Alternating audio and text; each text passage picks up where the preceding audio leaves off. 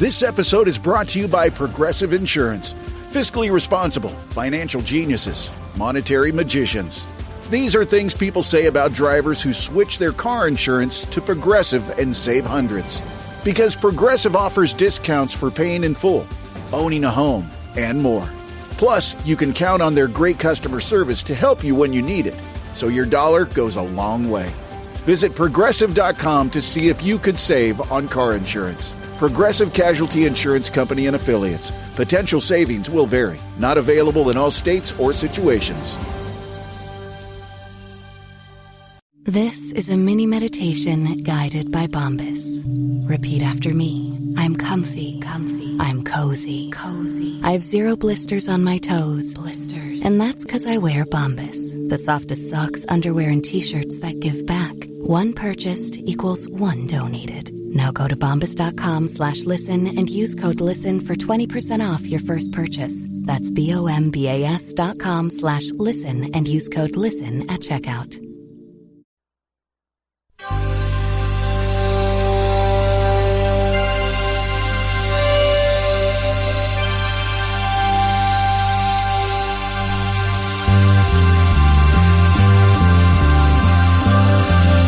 It's the Bob and Tom Show.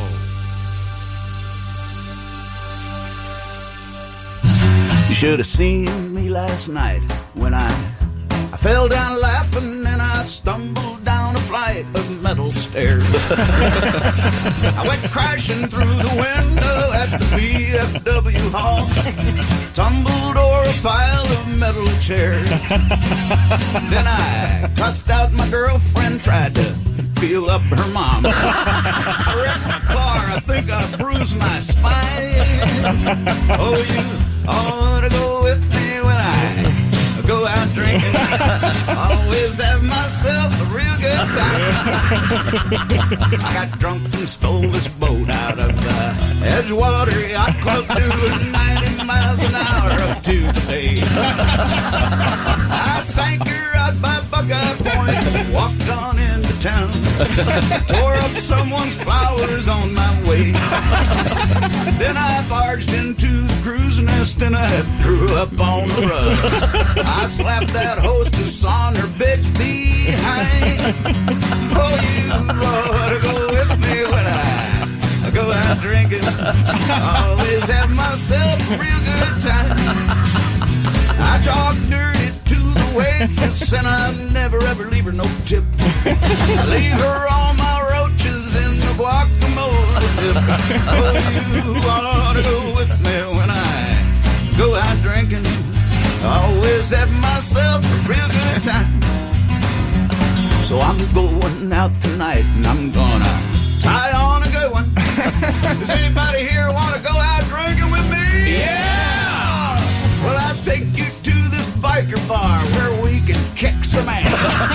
And a gay bar. We'll get our drinks for free. We'll do shooters of tequila and a case of beer apiece. We'll wash it down with a gallon of cheap island wine. Oh, you ought to go with me when I go out drinking. Always have myself a real good time. I like to shout out loud and moon the crowd when I'm dancing on the bars. Then go out in the parking lot, piss on all the cars. I go out drinking, always have myself a real good time. Oh, give me that wine. Always have myself a real good time. I'm feeling very fine. Always have myself a real good time. Yeah. Hey, good morning. Welcome to the last day on Earth. It's the Bob and Tom Show. I hope you're right with, okay with your higher power. Good luck, everybody. Is this the rapture for you? Could be. You don't know. What do we got here? Can Six, 9 hours, give or take. Make a little wager. What do you want to bet? We hear tomorrow you owe me $10,000. If not, I'll give you $10,000. Well, that doesn't make any sense because the world and money will become worthless, and you'll have to give me a pound of salt or something so I can pound it up my ass. Okay, I'll get a pound of salt for you. Okay, how's that? And a ball-peen hammer. Okay. They say you're going to want water. Water will be the... Oh, yeah, water will be the currency. Yes, Yeah. yes. That'll cost you 2 liters of water. That's why I want to be near Lake Michigan. Fresh water. A lot of water in there, yeah. Yeah, I hope you hope you have a strainer. Yeah. We have a bizarre water story in the news this morning. We were just for a second talking about one topic here in the moment. Water. And now I have a bizarre water story coming up. we're looking ahead. It kind of involves outer space, too. Let's look ahead. Space water. No, actually, it involves Uranus. No, it doesn't. Oh. Isn't there water on Mars or something? Is that true? There may be a lake in there, yeah. Oh, yeah. You know, Martians love water skiing. Do they? Yes, they can't get enough of it. They've got like Lake Mead, but it's like 10 times the size of our Lake Mead. See, they have 3 legs, so it's a lot easier.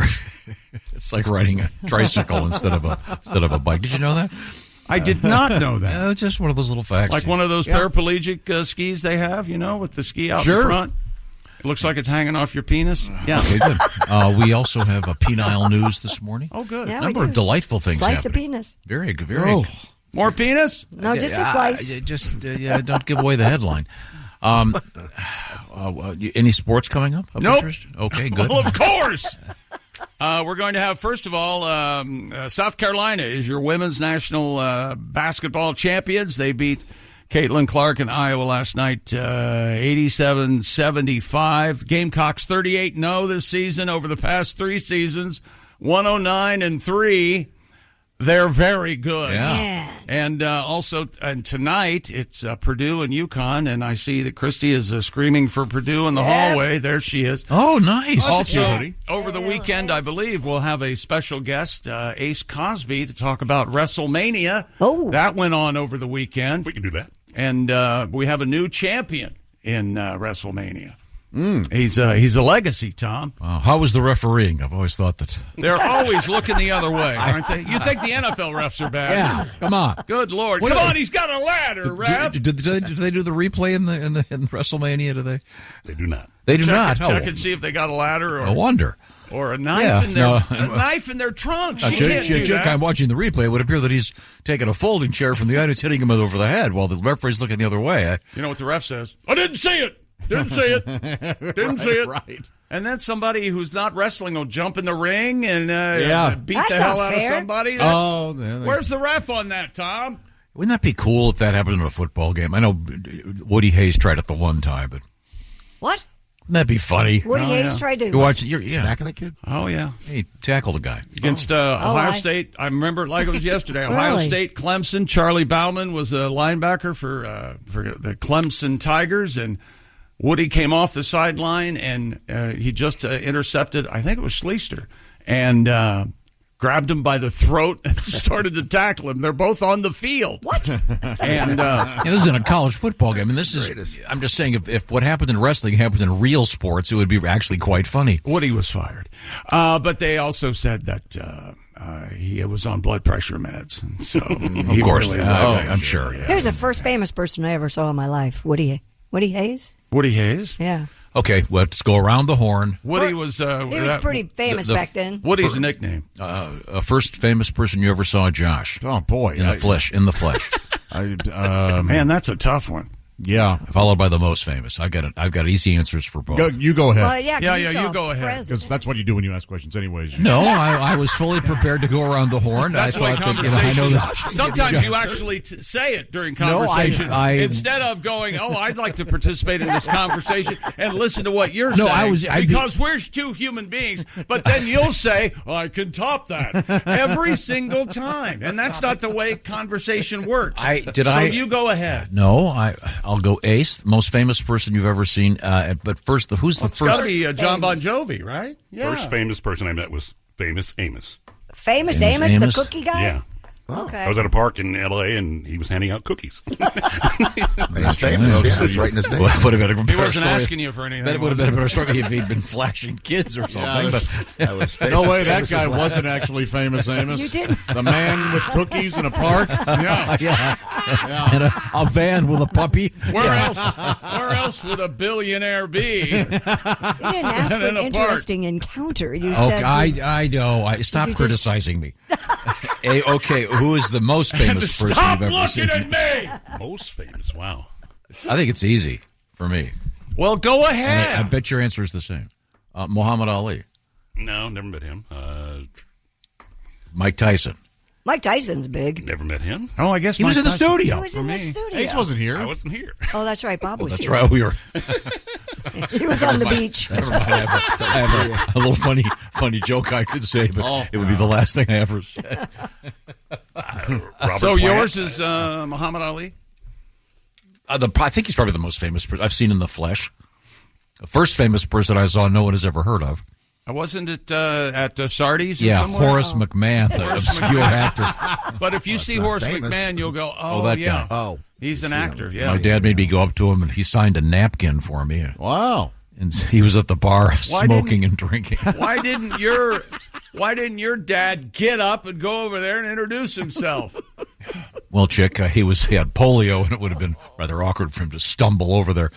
Mine would be Dalai Lama. I got to meet the Dalai Lama. He's probably pretty famous. That's very famous. Okay, Yeah. very good. You very paid for that, though, right? Heck yeah, I paid $250. Hey, the Lama did a little cottage industry. How old were you?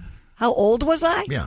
It was about 4 years ago. That's the most 4 years ago. Who was the first famous person you That ever was about 20 years ago. The very first famous person. Was Woody Hayes. That was the very Oh, first. really? Okay, yes. that's how we started this. I forgot. Yeah. Okay. Chick, he was your on an thoughts? airplane. I don't know. Joe Theismann, maybe? I don't know. Well, I got something related to that. What? I can't talk today. Ara Parsegian when I was a kid. Oh, that's six or big. seven. There you go. Then Yeah. Billy Crystal later. Who's the most famous person you got in your phone? I'd have to say Theismann. I think. Peter Frampton. That's a really good question. I'll bet you have somebody. You've got to have You're supposed to somebody say me. Chick McGee. Thank you very much. And he's- don't call me. Not under favorites, by the way. I have a bone to pick with whatever this is, iPhone. Pick that bone, baby. big. What? I don't like the fact that they have that category favorites. Why? It's the ones you use the most. Yeah, but that doesn't mean they're your favorite people. Well, why Well, what do you wouldn't- want it to call it? No, because they assume that it's your favorite people if you're calling them more often. Right. But they're wrong. What are you, stalking somebody? No, What are you talking about? What if you have A baby mama? there you go. That's a better example than the one I was going to use. Okay. Sometimes you have people you have to communicate with, although you'd rather not. Don't you have a list of Tom's friends? 1 to 10. No, my phone just has that's the category. Favorites. Favorites. Yeah, That's we it. all have that. Tell him he's number one, will I you? don't think I wouldn't even know how to access that. I don't think. Really? I've never seen it. Go to contacts. Sometimes a number comes up and there's a star next to it, right? Oh, yeah, But the category is no favorites for me. Why do you guys use that stuff? Favorites? Because I call it's these for people numbers you all the- call a yeah. lot. Just go to it's the a time alphabetical saver. thing on the right. I don't have that kind of time. I can't take my eyes off the road that long. I'm endangering my life as it is. Well, Josh, did you figure out who the most famous person you ever met was? Oh, that I ever met? Or even saw with your eyes? Well, you go to, the Horror Hound and stuff like that. And Yeah, Steve. Yeah, there are always famous people there. Probably a baseball. But maybe, I don't know, I'm trying to think world internationally was probably Monica Lewinsky. Well, that's big. I met her. Wow. How about we when you went were a to kid? we went to Horror Hound. We walked by a room, and you looked at me and goes, "Oh, there's Malcolm McDowell." He was just standing there talking to some guy. It was amazing. Wow. Okay. Well, now coming up in sports, we will be reviewing some great basketball, the ladies and the gents. Hey, you're getting ready to write a piece of fan mail to John Calipari, head coach of Kentucky. Not so fast, my friends. Oh, really? You might have to readdress that envelope. And, we'll have the Shoe-It of the Week brought to you by Origin Souls for tonight's men's championship game. And skydivers in sports. Okay. I want to say thanks to everybody that came out to see us in West Virginia. What a great time we had. fun show Friday morning, great show on Friday evening. Thank you very much for stopping by, getting some nice letters about it. So we certainly appreciate those as well. Right now, guess what's coming up? What? Just when you thought it was safe to kick back and relax, Mother's Day just around the corner. Steven Singer is aware of that, and he wants to help you out. The brand new 24-karat gold-dipped rose color for Mother's Day. Ladies and gentlemen, pay close attention. Give a toast to your mom for all her hard work with Steven's brand new 24-karat gold-dipped rose in red wine. That's the color. Let's do another toast, Mom. Red wine. Happy Mother's Day. Have my attention. Deep, rich burgundy-colored red rose to go perfectly with the glass of wine she surely deserves for being your mom and putting up with you. Think of all the moms in your life. Get them these beautiful 24-karat gold-dipped roses from our friend Steven Singer. Of course, you find him at IHateStevenSinger.com. Make Mother's Day extra special. It's a gift she'll love and appreciate every single day. This is an actual rose dipped in 24-karat gold and then specially treated with a beautiful red wine enamel color. So check it out. Steven Singer Jewelers, the entire collection of gold-dipped roses. You'll see him at IHateStevenSinger.com. Mention this, please, said Tom to himself. Free shipping. That's right, free shipping, a free personalized gift message from you, and a beautiful lifetime guarantee. IHateStevenSinger.com. Get that done right now because Mother's Day will be creeping up on you. IHateStevenSinger.com. Thank you very much, Steven. Also, coming up today, we have Get Your Buttocks Against the Window and I'll Know You Are Pressed Home. ham? Moonshot? Pressed ham? Yep, kind of. Of course, it's the Eclipse. You got to moon somebody. Of course. This is the Bob and Tom Show. This episode brought to you by Progressive Insurance. Do you ever find yourself playing the budgeting game? Shifting a little money here, a little there, and hoping it all works out? Well, with the Name Your Price tool from Progressive, you can get a better budgeter and potentially lower your insurance bill too. You tell Progressive what you want to pay for car insurance, and they'll help find you options within your budget. Try it today at Progressive.com. Progressive Casualty Insurance Company and Affiliates. Price and coverage match limited by state law. Not available in all states. I'm no tech genius, but I knew if I wanted my business to crush it, I'd need a website now. Thankfully, Bluehost made it easy. I customized, optimized, and monetized everything exactly how I wanted with AI. In minutes, my site was set up. I couldn't believe it. The search engine tools even helped me get more site visitors. Whatever your passion is, you can set it up with Bluehost. With their 30-day money-back guarantee, what have you got to lose? Head to Bluehost.com to start now. Hey, welcome back to the Bob and Tom Show. Welcome to the last day of your life. I hope everybody's okay with their higher powers. You got to get right with whoever that might be. Yeah, or not. Tom, you okay? I'm good. I'm fine. This is like the Y2K thing all over again.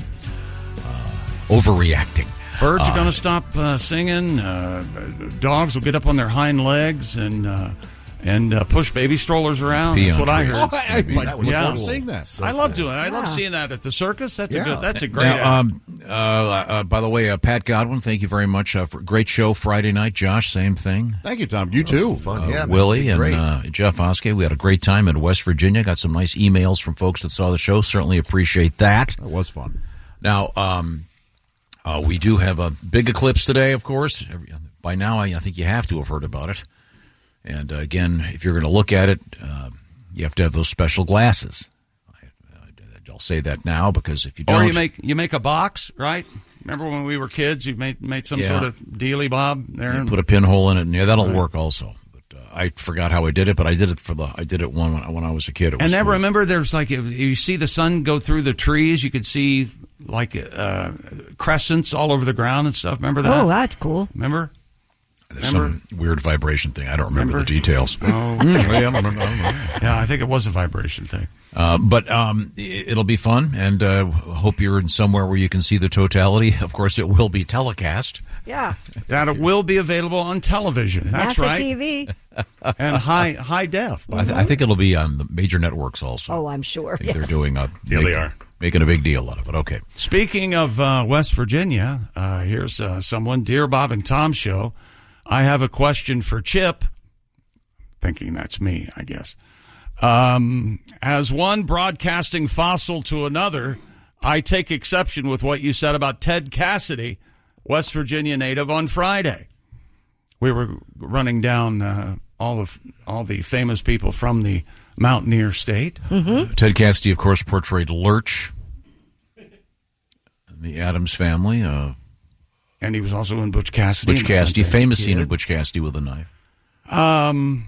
You didn't give him the respect he deserves. Evidently, Ted Cassidy was a WFAA AM news reporter on November 22nd, 1963, and among the first journalists to interview 2 witnesses to the JFK assassination. That is true. That's what really? they're saying. Never heard that before. Yeah, I thought we had heard that before. I had, and I always wondered if that. I just assumed that wasn't actually the same Ted Cassidy. Mr. Cassidy also permitted by Dallas police to conduct the only known one-on-one interview with Lee Harvey Oswald. Wait a minute. No. Wait. No, I'm going to need that verified. Ted was unprepared and blew it only by repeating only one question. Did you shoot? Did you shoot? Huh. Oh, this is from your pal, Rat Bastard. I don't know if this is verified. Well, we need to put a ban on this. See what we can find out. Wouldn't that be something, though? Lurch, and he had a great radio voice. Sure, yeah. Very deep, melodic. You're listening to Ted Cassidy. Yes. Okay. Did you shoot the president? That's apparently true. Did you shoot? That's certainly news to me. Is it the same Ted Cassidy? It can't be. I don't know. Well, let's. You can't bring something like this up without a warning. I can't research it right now. He poses a striking figure, doesn't he? Yes, he does. I would be intimidated I'd tell him if I were tiny little Lee Harvey Oswald. Yeah, when you yes, I did it. Yeah, leave me alone. Get this monster away from me. Hey, weren't you Lurch? Yeah, I don't know. Well, give me time and You think Lee Harvey Oswald liked the Addams Family? Wait, or was it on by the time he was killed? Right I don't think it was. What do you think he watched on TV? I don't know. What on earth are you? I watched a John Aston movie over the weekend. Get to Know Your Rabbit. Tommy Smothers and John Aston. No kidding. And holy hell! Few people funnier than John Aston. Wow. Is he still alive? I don't think he is. Do you remember Evil Roy Slade? I do. With John Aston. Okay. Now back in the 21st century. We have yes, Chris. Did you hear what Tom just said, everybody? I did. He's all irritated. We were talking about the Kennedy assassination and now he goes, well, back in the 21st century. According to IMDb's biography on Ted Cassidy, he did do a DJ stint in Dallas, Texas, and gave in-studio reports from the WFAA radio station the day John F. Kennedy was assassinated, and was among the first to interview eyewitnesses, W.E. Newman Jr. and Gail Newman, but that's it. That's all that makes sense. Yeah. Okay. John Aston is 94 and alive and well. Wow, good. Okay, there we go. Good for him. Is he? Yeah. He was married to Patty Duke, right? Banging that? Oh, that's right. Yeah. And her sister. And her twin cousin. Remember they were identical cousins. That's right. Identical cousins. You'll find. It was an honest mistake, though. Did you see him? You couldn't tell them apart. They were cousins on that show? Yeah, yes. Identical cousins. How does that work? Insane. That's an odd concept. Yeah, they're trying to hide something, right? and she had to do both parts. Mm-hmm. Well, yes. I was aware of that. They had auditions, but they couldn't find a way to look just like her. You know what, Tom? I know you're really trying to get mad, but let me tell you something. For today, no matter what you say, you get a pass from this guy. All right.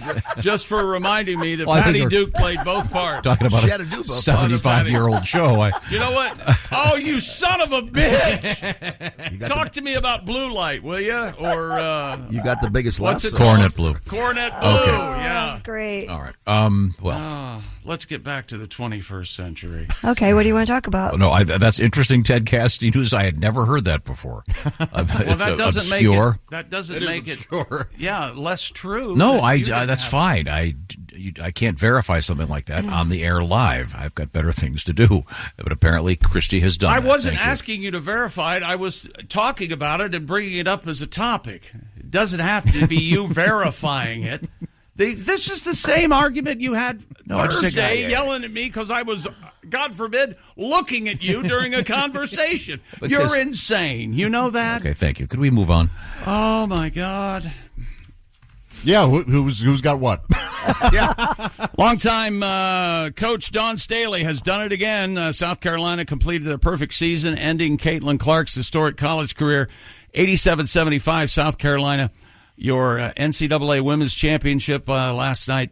Gamecocks 38-0, becoming the 10th Division I team to go through a season without a loss. Yeah, it's crazy. And you know they're 109-3 over the last 3 seasons, and you know their mascot is a gamecock, and he has cocky right across his sweater, and he's a big chicken walking around. It's very cool. Go cocky! He's the gamecock of the walk. Yes. You could be backup cocky. I could. Because you have experience. I bet they never boo him. I'm a little cocky. A little cocky? I'm a little cocky. Boo. Do they ever boo cocky? Boo cocky. When they're not happy with cocky. That's at Halloween. Yeah. They put a sheet over him and call him boo cocky. He's a ghost. He's boo cocky. He's boo. What's your scenario? Because it's so messy, you have to have a sheet? Is that Halloween. So boo. So he becomes a ghost. Oh, because of boo. Oh. So cocky the mascot becomes boo cocky. Right. Ted Cassidy creams all over him. Talks about Lee Oswald. Please, folks out there, we know we're here to have that. fun, but please, not boo cocky. That's right. He is working hard. No more boo cocky. Boo, boo, boo. You know, there's a brand of crackers called Bukkakis. Oh, no. All right. Oh, yeah. For Friday nights. You have got to tell me where that came from. I don't. Eating the cracker. I don't get that. It's just a urban legend of some sort. Don't what, a get frat it. Thing? And now there's something you can do some research on. Where did the cracker come from in the circle jerk? Let me know. Where'd the circle jerk come from? Yeah, who the hell decided that? And the sword fight. Where did that come Those aren't good options. No. Can't men just leave each other alone? Take it by yourself in the bedroom. Yeah, I think it had to be some kind of prison thing. Well, fellas, what happened last night? We're gonna call it a circle jerk. I was never caught. Were you ever caught? Caught doing that? Yeah. Oh. Caught I haven't participated in a so-called I think he's CJ. Caught alone. I'm talking solo. Okay, sorry. I'm talking training for the circle. I thought you were concerned about staying on topic. As I recall, the topic was the circle jerk. Christy, am I right? In the circle, are the backs... well, I guess in the cracker one, you're all facing forward. You have to. Yeah, and you only have one cracker. Yeah, it's just sitting on a stool in the center. Once again, the very disturbing scene. What is that movie called? Rewind or I don't think that ever. Fast Forward. The one about what? Remember the movie where the two guys are. What's it called? Rewind or Fast Forward? No. The guy from Hogan's Hero. Oh, autofocus. Autofocus. Yeah. I knew it was something to do with it. Yeah, autofocus. Yeah. They were that was weird enough for me, and that was just two guys. Yeah, that was. Yeah. Boy, this is really turning me on. Bob Crane said, "Reach down." Real troubling. Yeah. Okay. Could let's just start doing work, Tom? Move forward again. Somehow we got off of. Man. So the Gamecocks mascot is known as Cocky. Is that correct? Mm-hmm. Cocky. Okay. Cocky. I'm going to come over later, Tom, during the eclipse, and you and I can maybe time it out. So. I was during totality. You know that there are people that are planning on that for sure. What? That's really interesting. I mean, they're in every sphere of adult. You know that there are couples that are planning on. Oh, maybe they think I'll make them more fertile. Who knows? Yeah, you know there's some cult out there that. They're all planning on walking on fire or something during the eclipse. And let's hope they catch on fire and can't be saved. But the larger point here is I'm sure there's a lot of really crazy fringe stuff going on in the world. My favorite priest out in Boise, Idaho, sent me these really cool binoculars that I'm supposed to use for the eclipse. He said that they're made specifically for viewing the sun. So I'm very excited. Please be careful. That's got to be Are they blessed by the Pope? That's got to be an item that you can sell about once in a lifetime. Well, I guess you can also use it for looking for sunspots when there's. Who wouldn't want to do that? If you're an astronomer, or that's or cool. you That's know, also study a playground or whatever. Yeah, looking for kids hiding behind thank you, pews. Father John. Stuff like that. Yeah. Pat. What? They did it! Never mind. We were okay right there until the end. So I'll be watching. I have the glasses. You're going to go outside in the backyard, or yeah, mm-hmm. Yeah. I don't think I'll check local listings, but we're going to be totality here. So right. I'm going to. I don't think I'm going. Me and strangers. I don't think I'm going out. I think it's going to be crazy. There are people going to be pulling off the side of the road. No one's going to be in your camping. yard. No, I know that. I'm going to go outside, but I'm just going to stay home in behind my your yard. privacy fence. I'm on the top of a building. Oh, no kidding. Yeah. On top of a building? Bank building's having a little thing. Oh, that's cool. Where my gal works, yeah. All right. Is that right? Yeah. You guys all set on the glasses? Yeah. Okay. I am. Is she going to show you off? Is this your first time with the coworker? It is, actually. Oh, Is boy. it really? Oh, boy. That just Take sounds your guitar. terrible. Yes, take your guitar. That never goes well. Yes. How come he doesn't talk at all? You need Xanax? Maybe you should play a song during that. I will not be. gave my love a cherry that had no Oh, that would be the stones. best. Do a little lighthouse. To a little from Christy to No. a little lighthouse sarcastically. Pat, are you going crappy to take song. that? Did a nice job No, on it's Friday not. night. Played a little bit of your Lighthouse song. Yeah, they yelled it out. They did? That was a wonderful crowd, yeah. Great crowd. Okay. One of the best of all time. So where were we? One more college note. Long-time Kentucky coach John Calipari in negotiations and expected to sign today to leave Kentucky and become the head coach at Arkansas. Oh. No one says Arkansas. Multiple outlets reported late yesterday Arkansas officials have been in discussions with Calipari about the opening. The Arkansas Democrat Gazette reported, citing anonymous sources, that Calipari is the next head coach at Arkansas. I love Calipari. Maybe with some marinara sauce. Oh, yeah. A little lemon. You think that's I don't like the tentacles, though. Just the Italian? rings. You ever get a one of those suction cups on an octopus? That's supposed to be the best part. Yeah. No. Yeah, you're supposed to put I can't eat that. You can't eat calamari? I can't eat octopus. No? You No. grill that up with olive It's oil. the same reason I can't eat tongue. Sweet, sweet octopus. Sweet. sweet octopus. And coming up later this morning, we're going to have the Shoeing of the Week, brought to you by Orange Insoles. Feel better, do more with Orange Insoles in your shoes. Stop putting them on your head. They go in your shoes. Free shipping in the United States at orangeinsoles.com. UConn and Purdue tonight, and the Boilers getting a touchdown this evening. So we'll see how that goes. They are? Yeah. Boilers are the underdog. When are you going to make your pick? I don't know. Oh, they are the underdog. They are the I underdog. heard somebody say it's the best team against the best player. That's a good analysis. Yeah, I think so. Yeah. Probably interesting. We'll find out about And UConn has a big guy, too. Yeah, so they do. We'll see. now. So that's all coming up. Chris, do you want to give me a little teaser? What do you got over there? Yeah, we have coming from space, maybe trash from the International Space Station. Those littering punks. Yeah, we trash. have an interesting Peni story. And Oh, peanut. Must be multiple.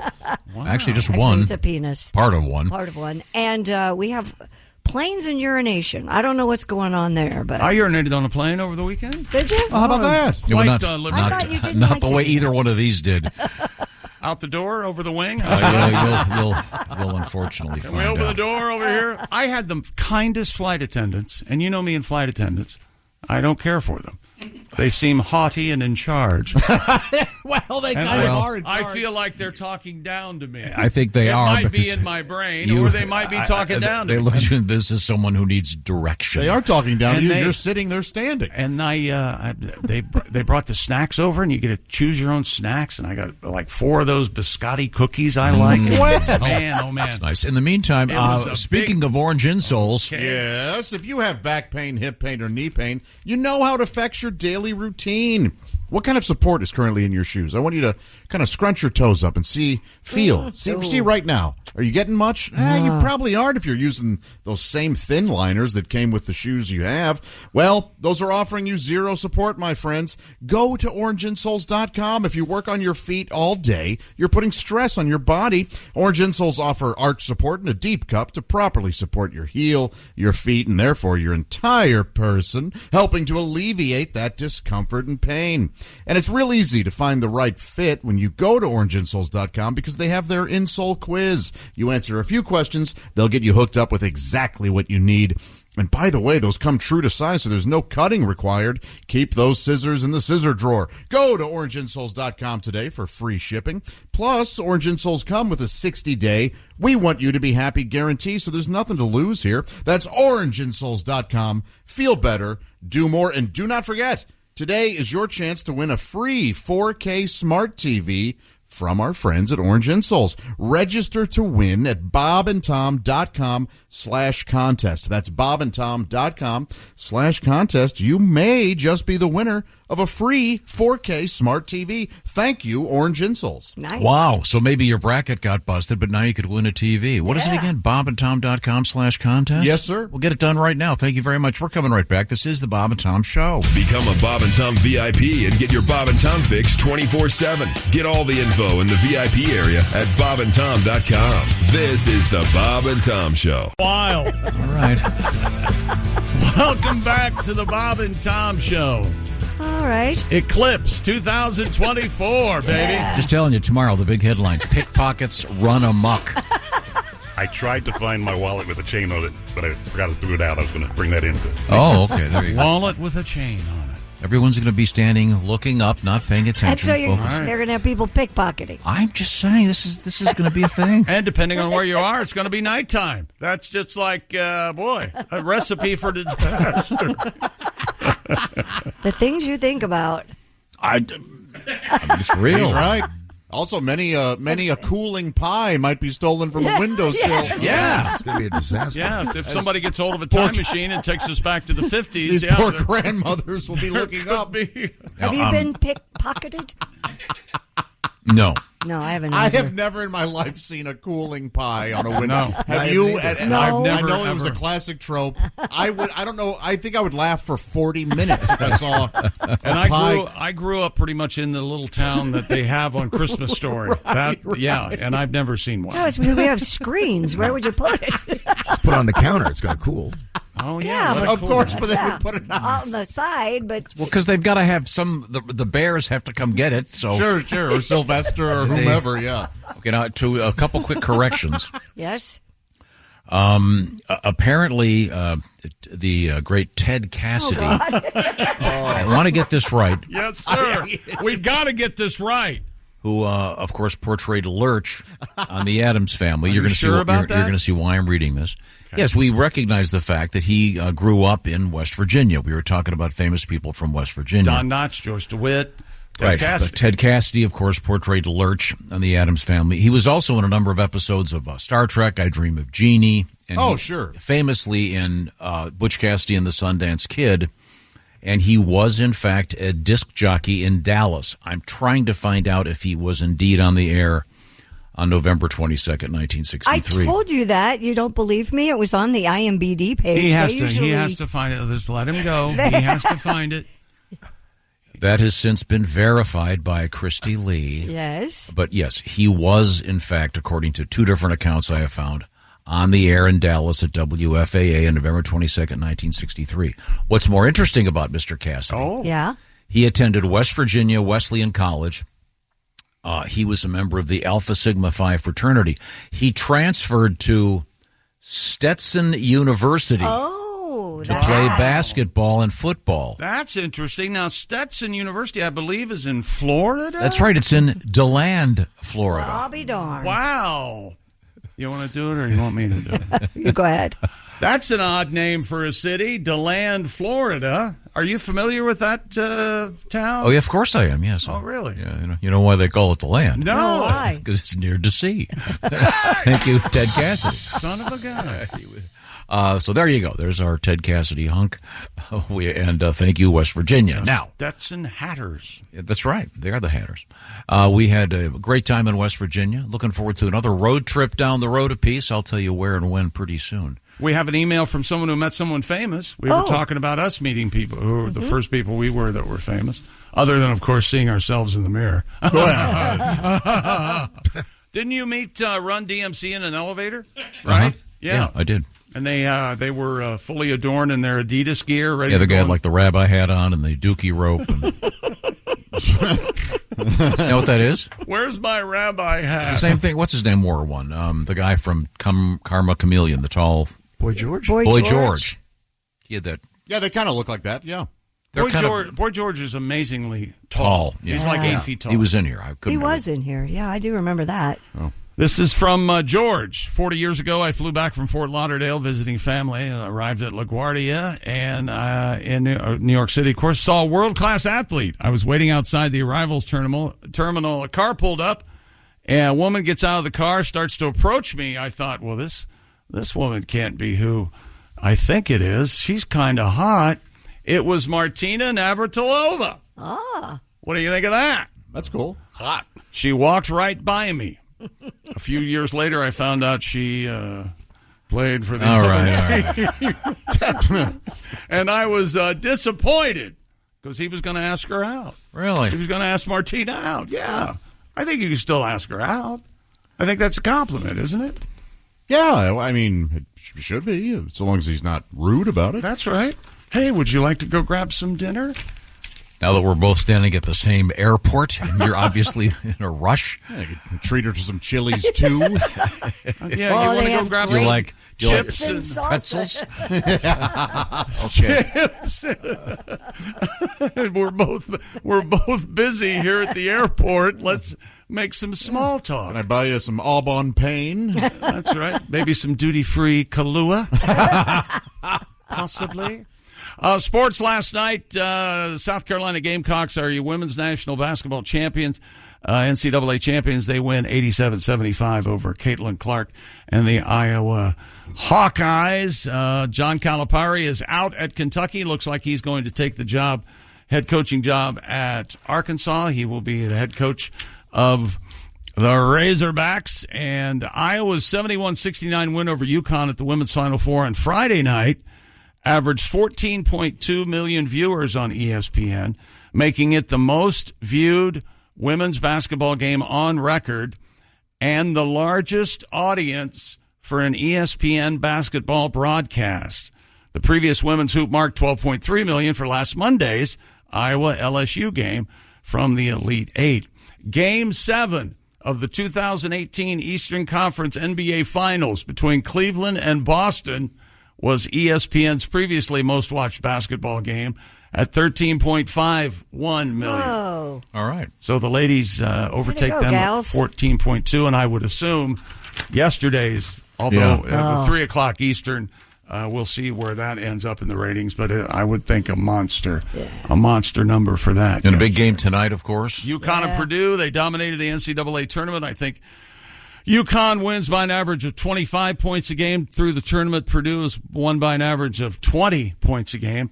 And as better sportscasters than me will say, something's got to give tonight at State Farm Stadium in Phoenix. Yes, that's right, a football stadium for basketball games. That always works. And are you going to make your prediction at some point this morning? At some point, okay, yes. And it'll be brought to you by Orange Insoles. That's exactly Very right. excited about all these and things. More sports coming up, including the skydivers. Skydiver story. I would not skydive. There was a time I would, but I don't think I'd do it anymore. Does this story help cement that idea for you that you won't, or will it? It depends. It furthers. I would need some depends, actually. This is kind of actually, it sounds like a cool thing, but I would not. That's coming up also on more airline issues. Yeah. And a cool wedding story. A really nice one. We'll get to that coming up. This is the Bob and Tom Show. This episode is brought to you by Indeed. When your computer breaks, you don't wait for it to magically start working again. You fix the problem. So why wait to hire the people your company desperately needs? Use Indeed's sponsored jobs to hire top talent fast. And even better, you only pay for results.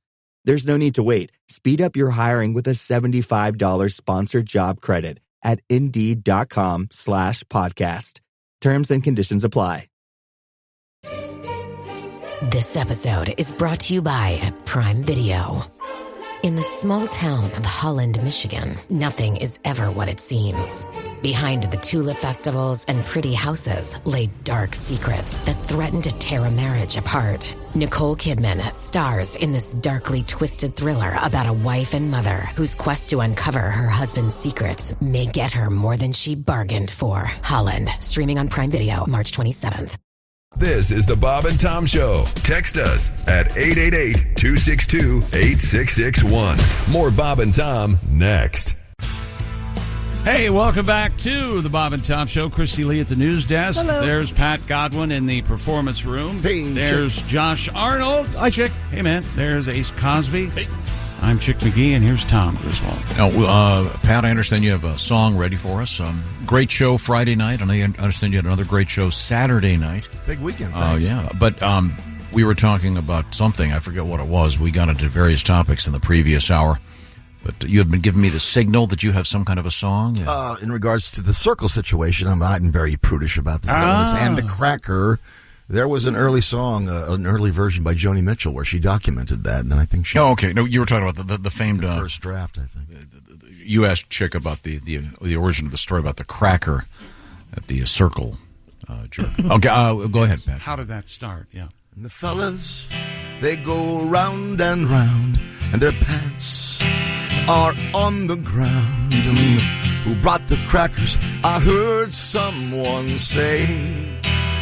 You can't go back, close your eyes, don't look, don't stare at me, or it won't work. And go round, round, round in the circle jerk. First draft, Joni Mitchell. I think it was totally worth it. Oh. Thank you very much. Now, we return to the sports desk with Chick McGee. A group of skydivers in New York State will plan to experience the solar eclipse while plunging to Earth. Really? 30 skydivers aim to time their jump to be in the sky during the total solar eclipse. They will free fall while wearing their eclipse glasses. Good luck keeping those on. Before deploying their chutes. Man, those glasses, they're kind of the ones I have are kind of paper. Mm-hmm. They'll figure it out. Yeah, they must probably put those paper glasses and then maybe goggles over top of them or something, I would think. Or, I don't know. Sure, they figured it out. You'll have to affix them somehow, correct? I hope they don't get so inspired by the spectacular eclipse that they forget to pull the ripcord. I would think that would be job one. Remind them to pull the ripcord. How long are you in free fall? Because the totality is what, just over 3 minutes, right? Yeah. Well, but once you pull the chute, I mean that probably takes a couple minutes just drifting there under your parachute, right? Oh, that's got to be when they really enjoy it. Yeah, but wouldn't the chute be in the way of the sun? Yeah, I would think because you're. You have to lay on your back. But when you're in free fall, I guess you can see it, right? But when you open the chute, isn't it like a giant umbrella? You know, this is a good opportunity for me because this is a story you came up with, and now you're asking how it could happen. So you should probably ask yourself, how could this happen? One has to assume these guys thought about and gals that. know exactly what to do here. Exactly. Yeah. Right. Well, if your chute doesn't open, you can throw the glasses away and stare at the sun because it won't matter. You're going to be dead in about 10 seconds. Being blind isn't that bad at the end, I guess. Well, either way, your chute's going to open, or at least mine would. I can tell you that. You know what I mean? I know what you mean. Not a parachute. It seems to me they're kind of multitasking, and I think when you're parachute jumping, you want to be really focused. Remember the story we had about the guy that jumped out of the plane? It was like his 1,000th jump, and he forgot to put his chute on. Yeah. Well, that's that's operator error. That happens all the time. Hell yeah, I bet it does. I'm just saying, you want to be focused if you're doing something this dangerous. I assure most parachutists are focused. Right. Okay, well, it should be fun. I hope they are in an area where they have minimal cloud cover. I hope so, too. And I'm not sure they are. New York State, from what I've seen, is very cloudy. Is today, it? So we'll see. Today, that's the plan, I think. Yeah. Here we go. Stupid world record. From London, England, the world's oldest man says the secret to his long life is luck, moderation, and fish and chips every Friday. Nice. Yum. Englishman John Alfred Tinniswood. Wow, that is an Englishman. He's 111. Ooh. Has been confirmed as the new holder of the oldest person by Guinness World Records. It follows the death of Venezuelan record holder Juan Vicente Perez, who died this month at the age of 114. Oof, boy. Giaburo Sonobe from Japan, who was next longest lived, died March 31st at 112. Okay, so it falls to old. Here we go. So Tinniswood now 111, presented with a certificate by Guinness at the care home where he lives in Southport. Yes, thank you.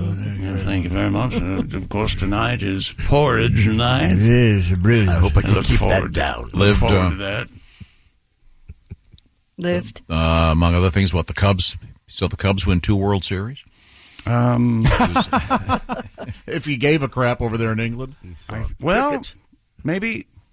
Is that right? I don't care for him. Says he lived through 1912, 2012? he lived through 2 world wars. Oh, wow. Yeah. Served in the British Army Pay Corps. Oh, my God. During World War II. Well, that's why he's alive. Every role is important. I know. It was in the kitchen. It didn't hit Normandy. That would have been. So there are some soldiers who are less? Is that what you're... No. I'm just saying. I mean, they may have faced less gunfire. Yeah, they might have just stayed at home, right? Can't you do pay corps from your house? I did plenty of dangerous work. Very brave man. But I think it's fun that he enjoys fish and chips every Friday.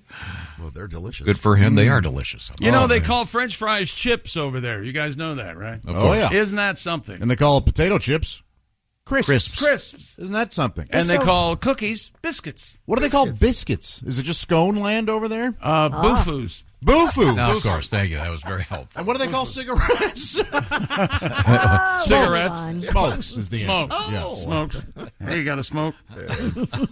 I like a lot of those British terms. I like torch for flashlight. I think that's good. Lorry for, what is that, a truck? Car. How about boot? fanny? Truck. You like fanny? Boot. Trunk, yeah. Now, fanny. Yeah. So we'll hope this guy continues his reign as the world's oldest man for quite some time. Yes. Congratulations. At least for some more fish and chips. The world's oldest person, it's a woman, is 117. Maria Brañas Morera. Tom, things have changed in England. Did you know that? Oh, yeah. Yeah. The last time I got fish and chips, it was served on an iPad. They don't have newspapers. Yeah. That's a fine joke.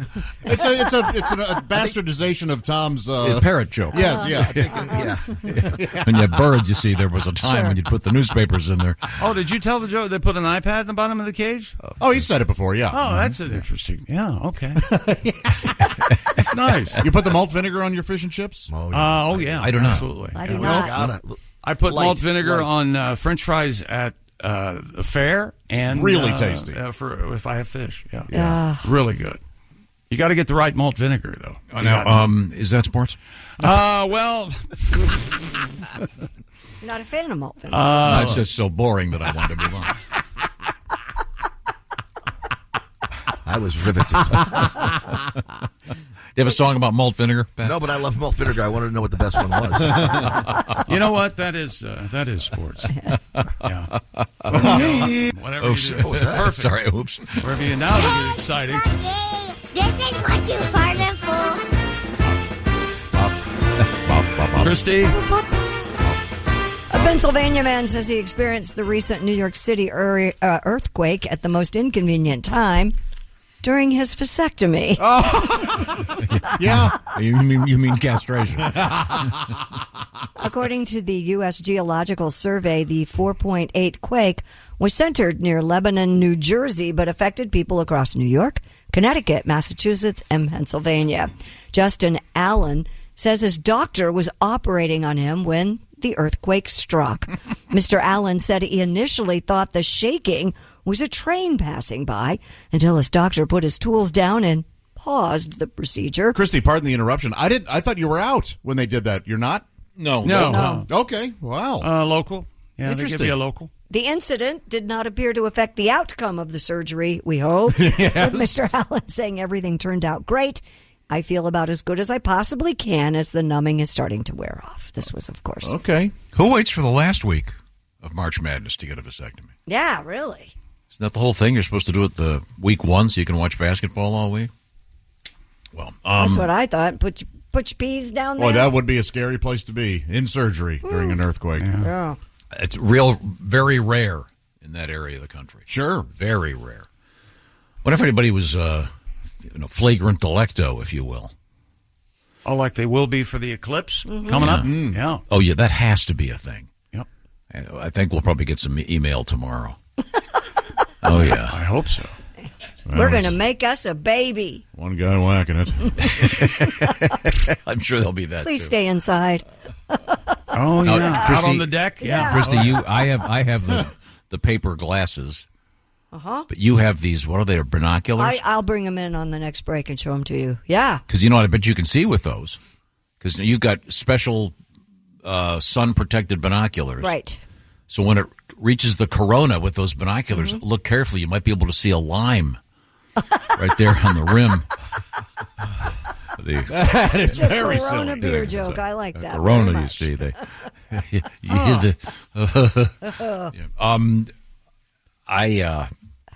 I do wonder if we're going to be getting any. There have to be certain people doing various serious religious things during this eclipse, I imagine. Probably. The freaks will come out. People actually really used to think it was a dragon eating. What the hell would you think? A dog eating the sun. Come on. Yeah. And they would beat the drums and do that until the sun would come back, and it would work. So they kept doing that. Yeah, there have to be some drum beatings and walking on fire. I love a lot of that traditional people stuff. Out there. So we'll certainly see what happens. Now, what have you got coming up, Christy Lee? Coming up, we have more penis in the news. We have a guy rubbing his buttocks against the window. And we have urination on a plane. Oh, it's all coming up. Done it. Oh, my gosh. And we have a shoplifter being chased by police on horses in New Mexico. It's the wild, wild west. All right. Well, we'll certainly look forward to all those stories. Right now, I want to have you check in with your own head. It's the Bob and Tom Show's sponsorship from BetterHelp. BetterHelp is all about helping you with your mental health. It's about an easier way to access therapy. It's actually it's a smart idea, and it's a really simple idea. And the idea is you'll take a little questionnaire, and you'll be hooked up with a therapist, one of more than 35,000 licensed therapists participating in this program. And then what happens is the therapy itself is done online, so you can recharge, work on yourself. Therapy can help you learn how to set healthy boundaries, and positive coping skills can be put in place so you can be the best version of yourself. So if you're thinking about starting therapy, give BetterHelp a try. Once again, it's entirely online, so it's much more flexible to your schedule. Find out what I'm talking about by going to BetterHelp.com/BT Show today. That'll knock 10% off your first month. BetterHelp.com/BT Show. Find your social sweet spot with BetterHelp. That's BetterHelp, H-E-L-P, BetterHelp.com/BT Show. This portion of the Bob and Tom Show sponsored by BetterHelp. Also, coming up, did your mom or dad throw away all your comic books? Wait till you hear what one of them sold for. Yikes. This is the Bob and Tom Show. Are your ulcerative colitis symptoms proving difficult to manage? Tremfya guselkumab can help you manage the cycle of UC symptoms. At 1 year, many patients taking Tremfya achieved clinical remission, and some patients also achieved endoscopic remission. Individual results may vary. Tremfya is a prescription medicine used to treat adults with moderately to severely active ulcerative colitis. Serious allergic reactions and increased risk of infections may occur. Before treatment, your doctor should check you for infections and TB. Tell your doctor if you have an infection, flu-like symptoms, or if you need a vaccine. Ask your doctor if Tremfya can help you manage the cycle of UC symptoms. Call 1-800-526-7736 to learn more or visit TremfyaRadio.com. This episode is brought to you by Coffee Mate. After watching this season of the HBO's original series, The White Lotus, this is the tropical getaway I needed. One more pina colada, please. Hey, you're not on mute. Oh, I thought I was in paradise. Turns out it was my Coffee Mate. Coffee Mate pina colada and Thai iced coffee flavored creamers. Inspired by the newest season of HBO's original series, The White Lotus. For the love of coffee. Try now. Welcome back to the Bob and Tom Show. Here's Josh Arnold, Ace, Christy, Pat's here. Hi. I'm Chick McGee. Hello, Tom. Hello, Chick McGee. How you doing, buddy? We had a great time in West Virginia. Thank you very much, everybody who showed up. We had a huge crowd, big show on Friday night, and everybody did a great job. And Pat, you knocked him dead. I got to say congratulations to Pat Godwin. Well, thank you. We all did. That was a lot of fun. Great audience. Yes. And no, what was it? You got a suggestion for a new song from someone in the audience? What happened now? From someone in the audience. Yeah, I do a little bit of improv with that. I like to paint a picture, yeah. Got some emails today about the show and stuff. And the song I just did, the circle thing, you ruined my campfire song, The Circle Game, you know?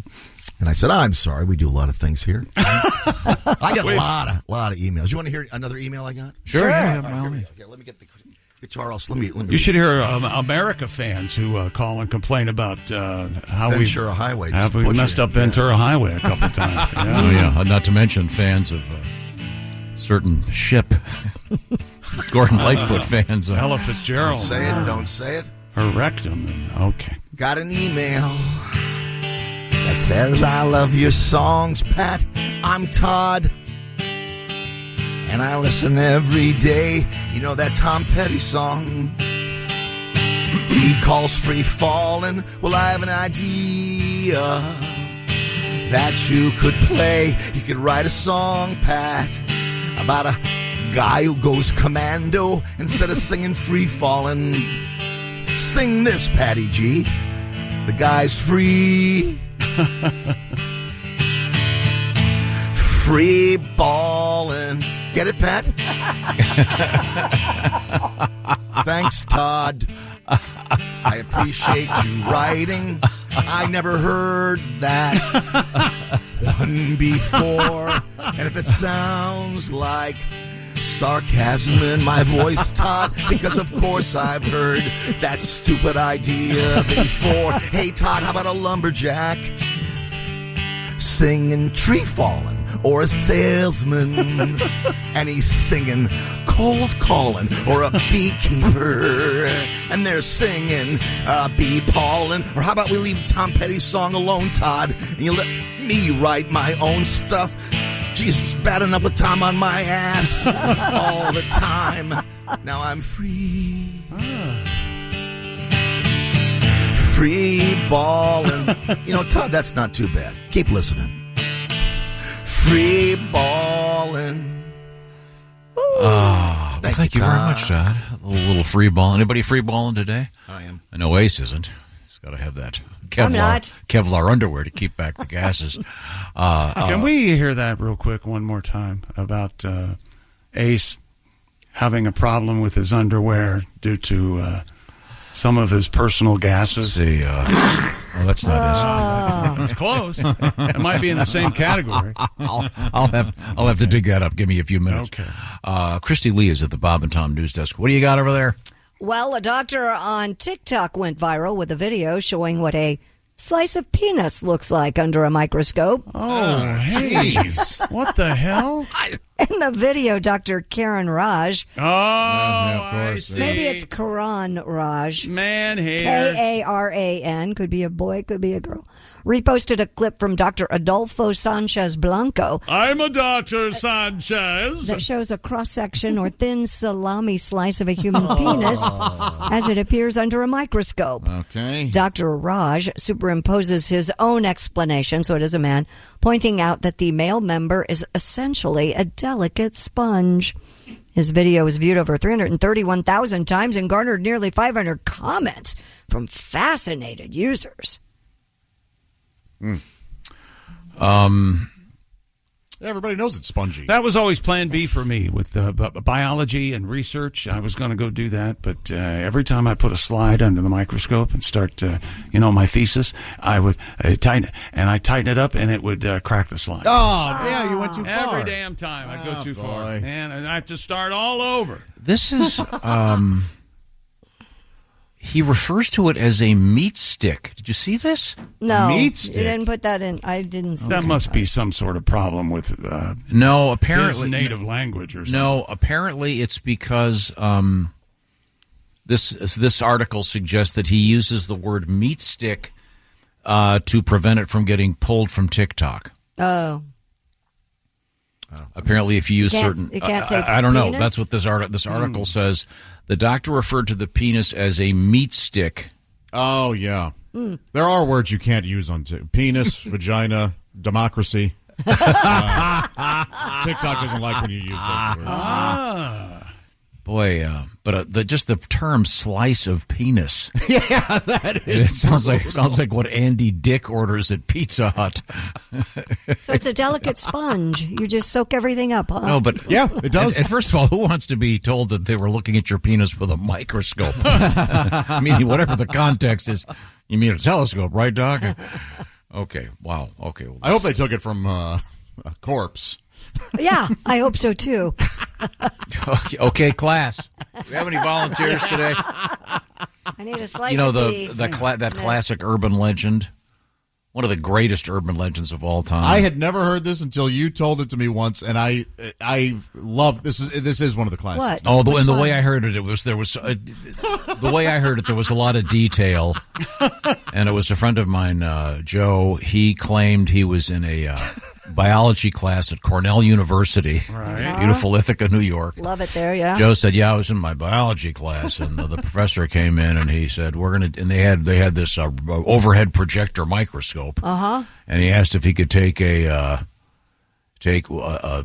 sample from the mouths of one of my classmates. So this one young lady came up and he took a swab and put it on the microscope and put it in, and there was, of course, sperm swimming around. Yeah, classic urban legend. I fell for it completely. It's so funny. But yeah. In any event, this guy does. And I don't know. You're correct, Christy, in saying I don't know if Dr. Karan Raj is a man or no. woman. It's a he. It says later. Oh, there in you the go. story Okay, yes, is, it does. Okay, yeah. But he didn't do the experiment. He was just talking about somebody else's. Yeah. But yeah, no, it's a sponge in there, Christy. Is it? Yeah. Yeah. The blood rushes to it and engorges, and oh yeah, right. That's what makes it. It's like a balloon. Have you ever heard? Is that what happens? The term meat stick, is that something you've encountered, Josh? No, not when it comes to the male genitalia. No, meat stick? I've heard it in around, a couple of movies, I would think. But, oh, really? Yeah. Not very good movies, but... Okay. You stupid meat stick. All right, just seems a little odd that a doctor would use that term. So. Okay, well, thanks, Doc. Japanese authorities have arrested a man accused of rubbing his buttocks and anus against a water tap at a park in Tokyo. Oh, my Lord. A water tap? Yeah, it's used for filling drinking vessels by park visitors, Yeah, there's a picture of it, and it's right there about just a little... Anus high? Yeah, it's right there. It looks like it's kind of a spigot, but it's for filling your... water bottles. The Japan Times reports the officer spotted the 56-year-old man riding a bicycle in the middle of the night with his lower body exposed. They then found photos on his phone of the man naked at a park with one image showing him rubbing his anus against the water tap.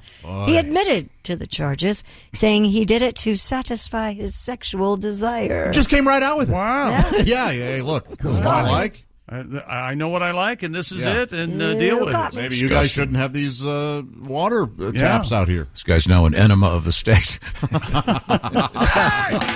Pretty good. Pretty good. Wait, by the way, they call it a water tap, where this guy's going to go. He's going to have someone who wants to tap that ass for him. That is... Tap that ass, John. But...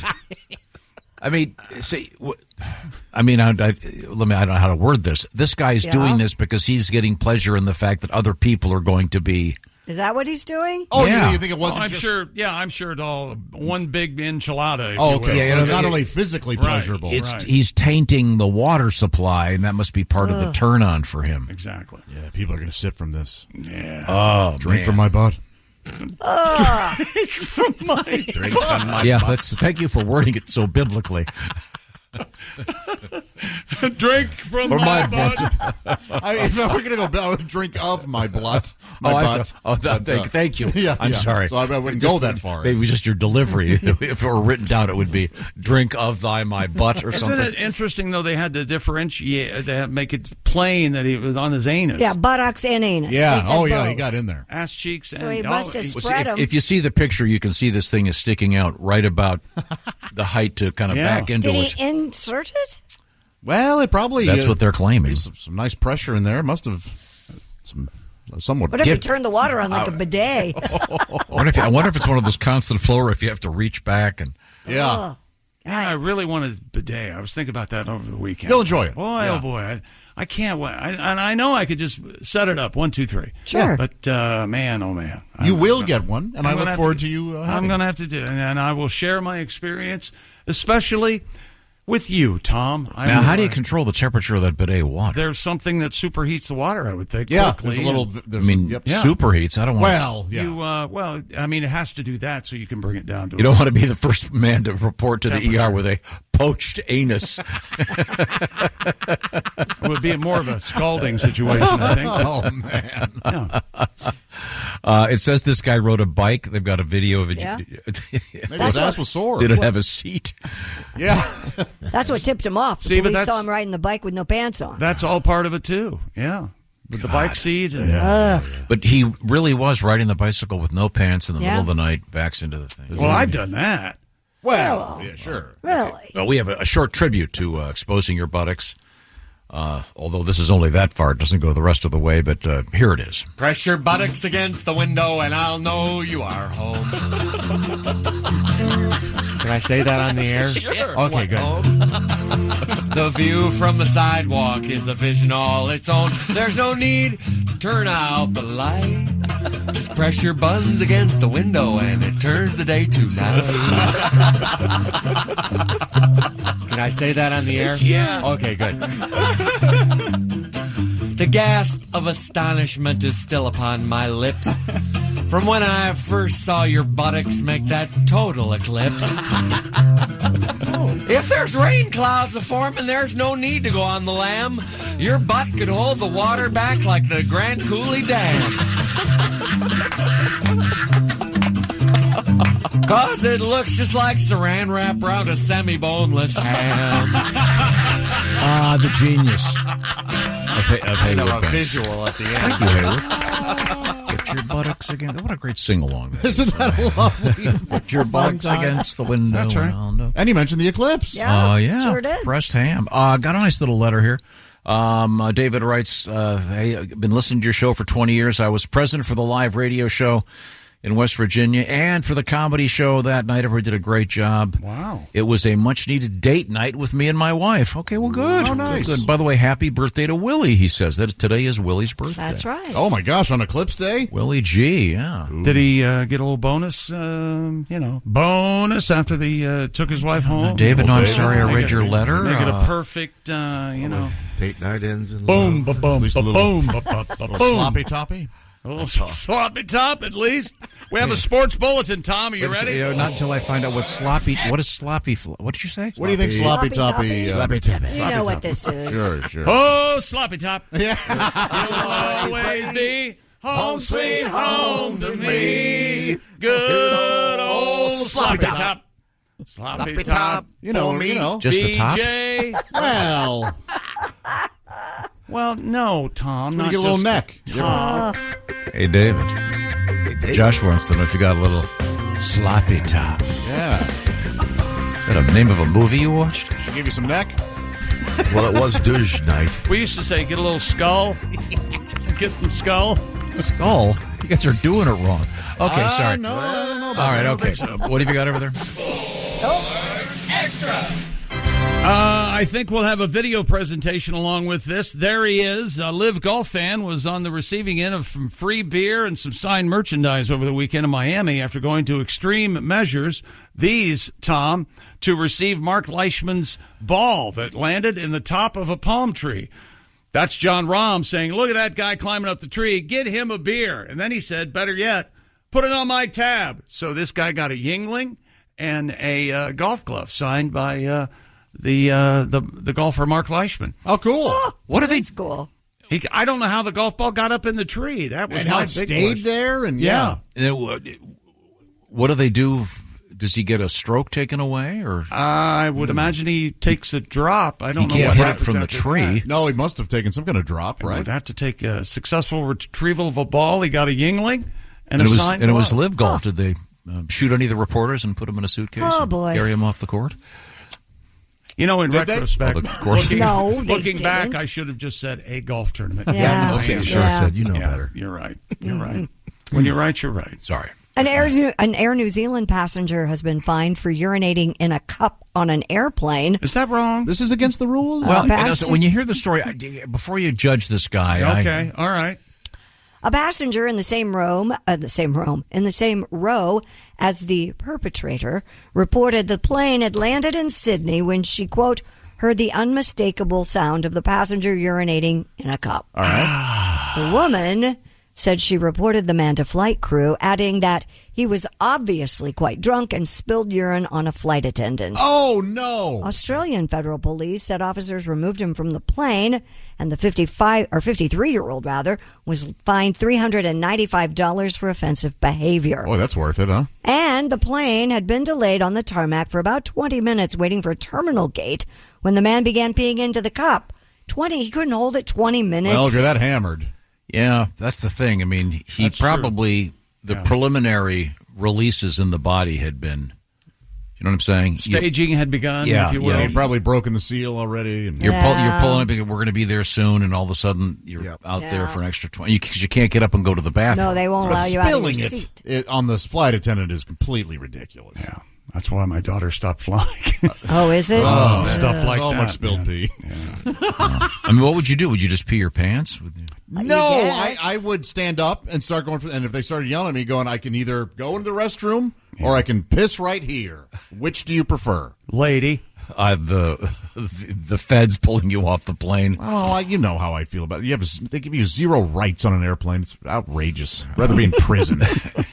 Could have been me. Could have. Easier. I'm surprised that this would have been a better story if the guy popped the door, gone down the slide, and peed in the tarmac. Well, the door was already open, of course. That's why they fly now. Thank you. I wonder if it wasn't his cup. Maybe that's what the problem was. Oh, honestly, don't you just try to be friendly with a flight? Hey, have a flight attendant come over and look. This is a dire emergency. Oh, absolutely. It really is an emergency. And they'll let you get up. I would think there would be. Maybe he was. Maybe if he was quite drunk, he didn't have the faculties. Funnily enough, we have another story similar to this that doesn't go quite so well. It involves turning the plane around. We'll get to that when we come back.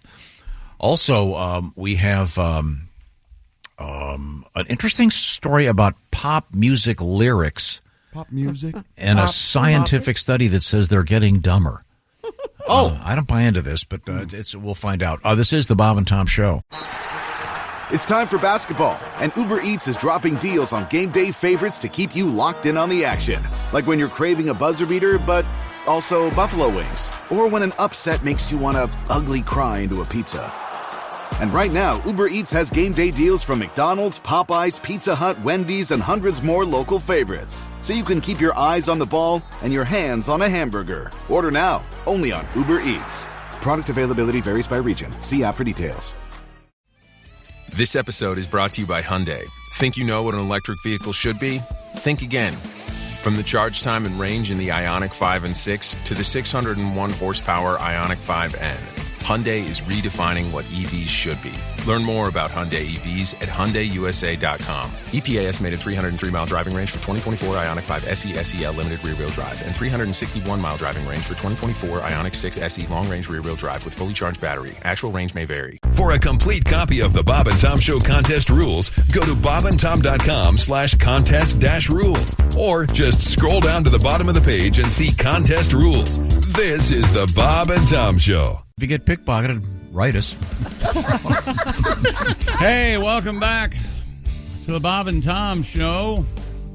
Josh Arnold at the I Hate Steven Singer sidekick chair. That's right, Chickster. The 24-karat gold dipped rose in red wine is now available. Steven Singer Jewelers 24-karat gold roses, the #1 gift for Mother's Day, exclusively and only available at IHateStevenSinger.com. Hey, give that mom a nice glass of red wine and a beautiful rose. Thank you, Steven Singer.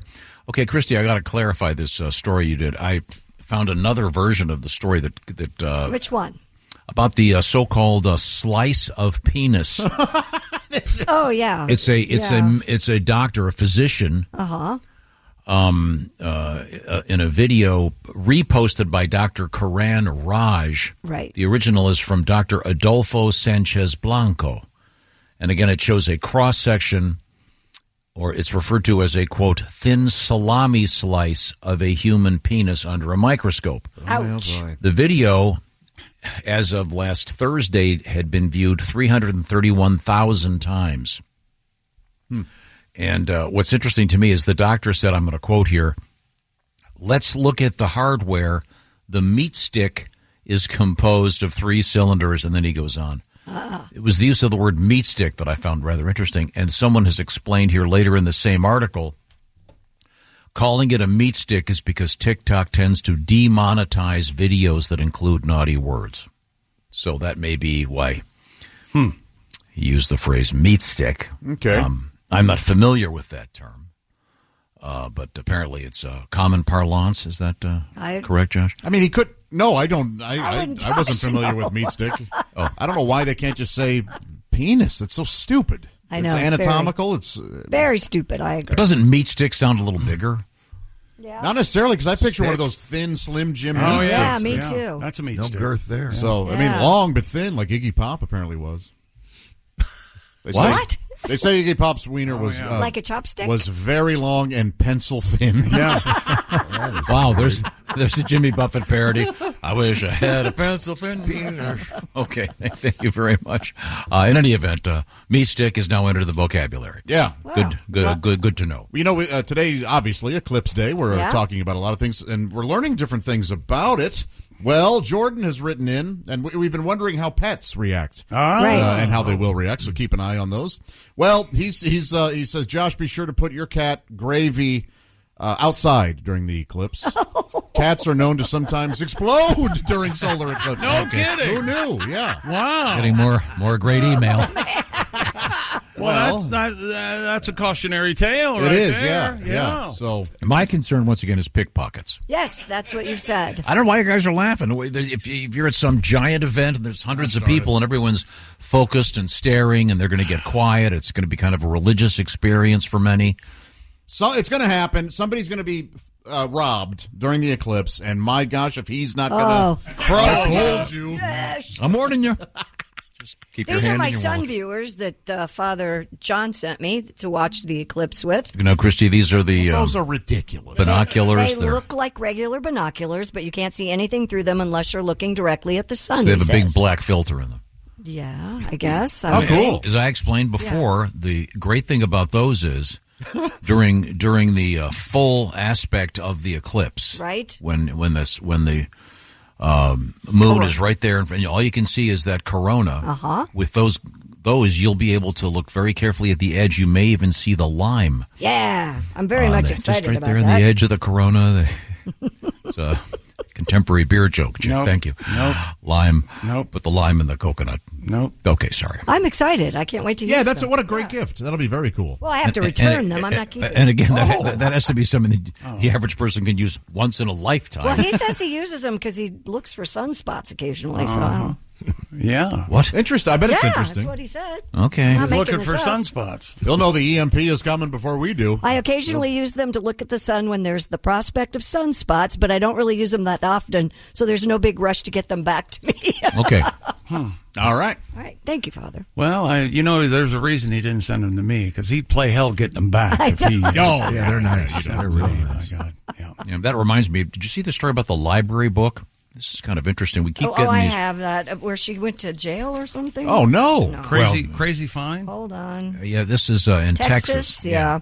A Texas mom says she was issued an arrest warrant for her child's overdue library books.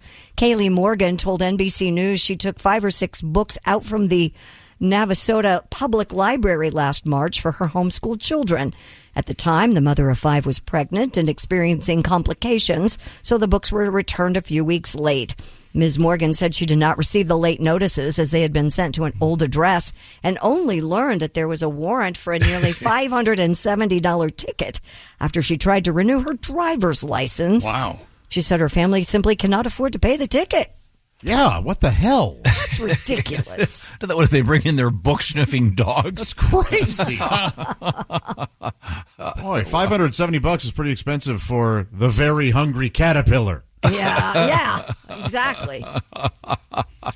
Man. Wow, well, at least the books weren't banned yet. Got that going for them. True. Enough of that fear-mongering you're doing over there. Good old book banning. Oh. Do I hear the organ over there? There are some books that should be banned, right? Oh, sure. What? Yeah, absolutely. The Twilight series doesn't really need to be read. Come on. Yeah, I was talking about a quality standpoint. Yeah, exactly. So this lady goes to jail. What are you in for? Murder. What are you in for? Cat in the Hat. Speaking of schools, the Nevada School District is introducing signal-blocking cell phone pouches for students. This is smart. The Clark County School District announced it has already begun rolling out the initiative that aims to, quote, prevent and reduce distractions in the classroom and allow for productive learning environment, increasing student focus on instruction. I cannot believe that this hasn't already happened, honestly. Is it going to work?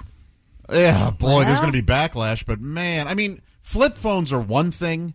If you need a phone at school because let's say an emergency. Exactly. Yeah. That's one thing. But these smartphones. On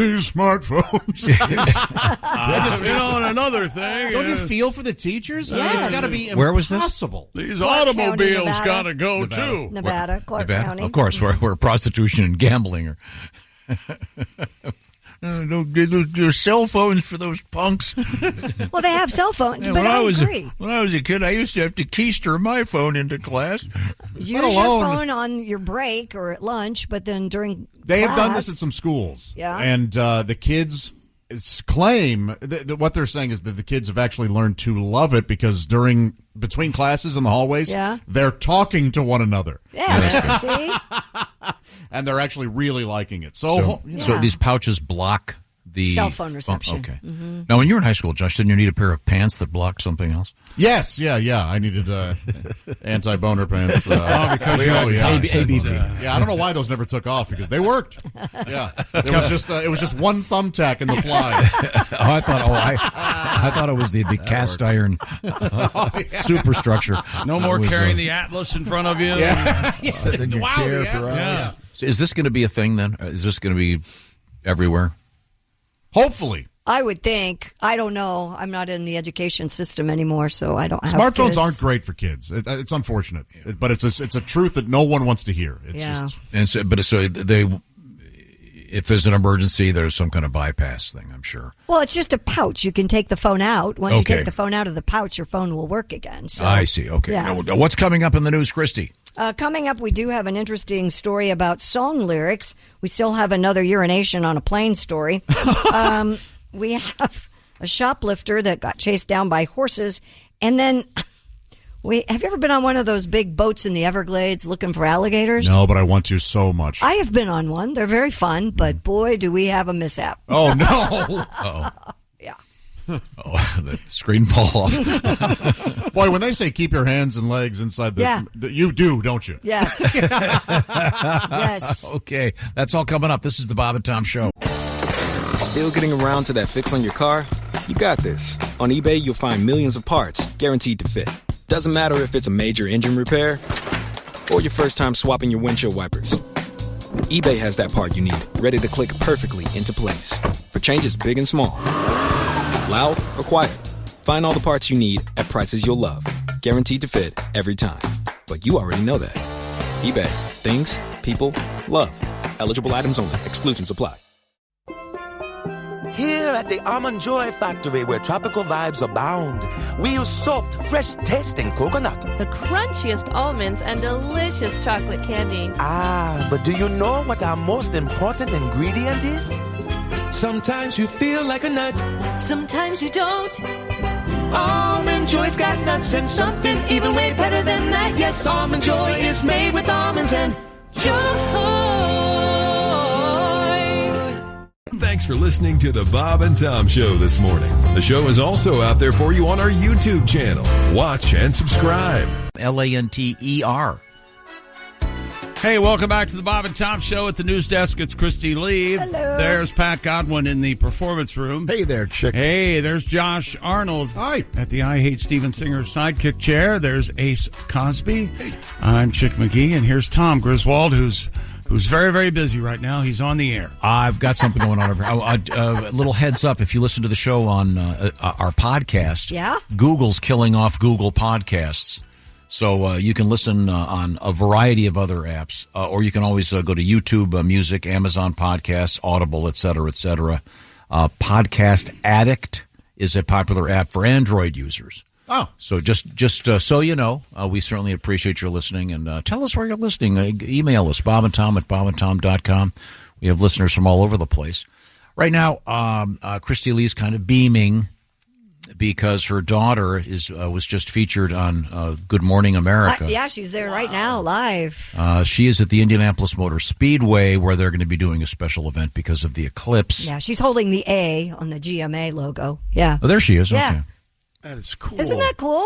Yeah, but tell about the guy holding the M. Tell her to stay away from that guy. I know him. Yeah. I know him. Oh, Derek, he's a good guy. Can't even see his left hand. Although Sophie's taller than him, you know. Who is it? Well, most people are. That's the thing. Yeah. He's a good guy. Just kidding. Yeah. Now, coming up, of course, the Ace Cosby joke of the day. Why the hell is Good Morning America at the Speedway? The race isn't until like another month. Yeah, they're having a big Eclipse event there with Purdue University. And, I see. Yeah. And Purdue University, of course, they're in the news. Yes, they're a big game tonight. Might have heard about that, too. Yeah. Should be fascinating. What else have you got over there, Christy? Well, speaking of study, we didn't speak of this. A new study out there finds pop music lyrics are becoming simpler and more repetitive. Pop music. That's pretty simple. Yeah.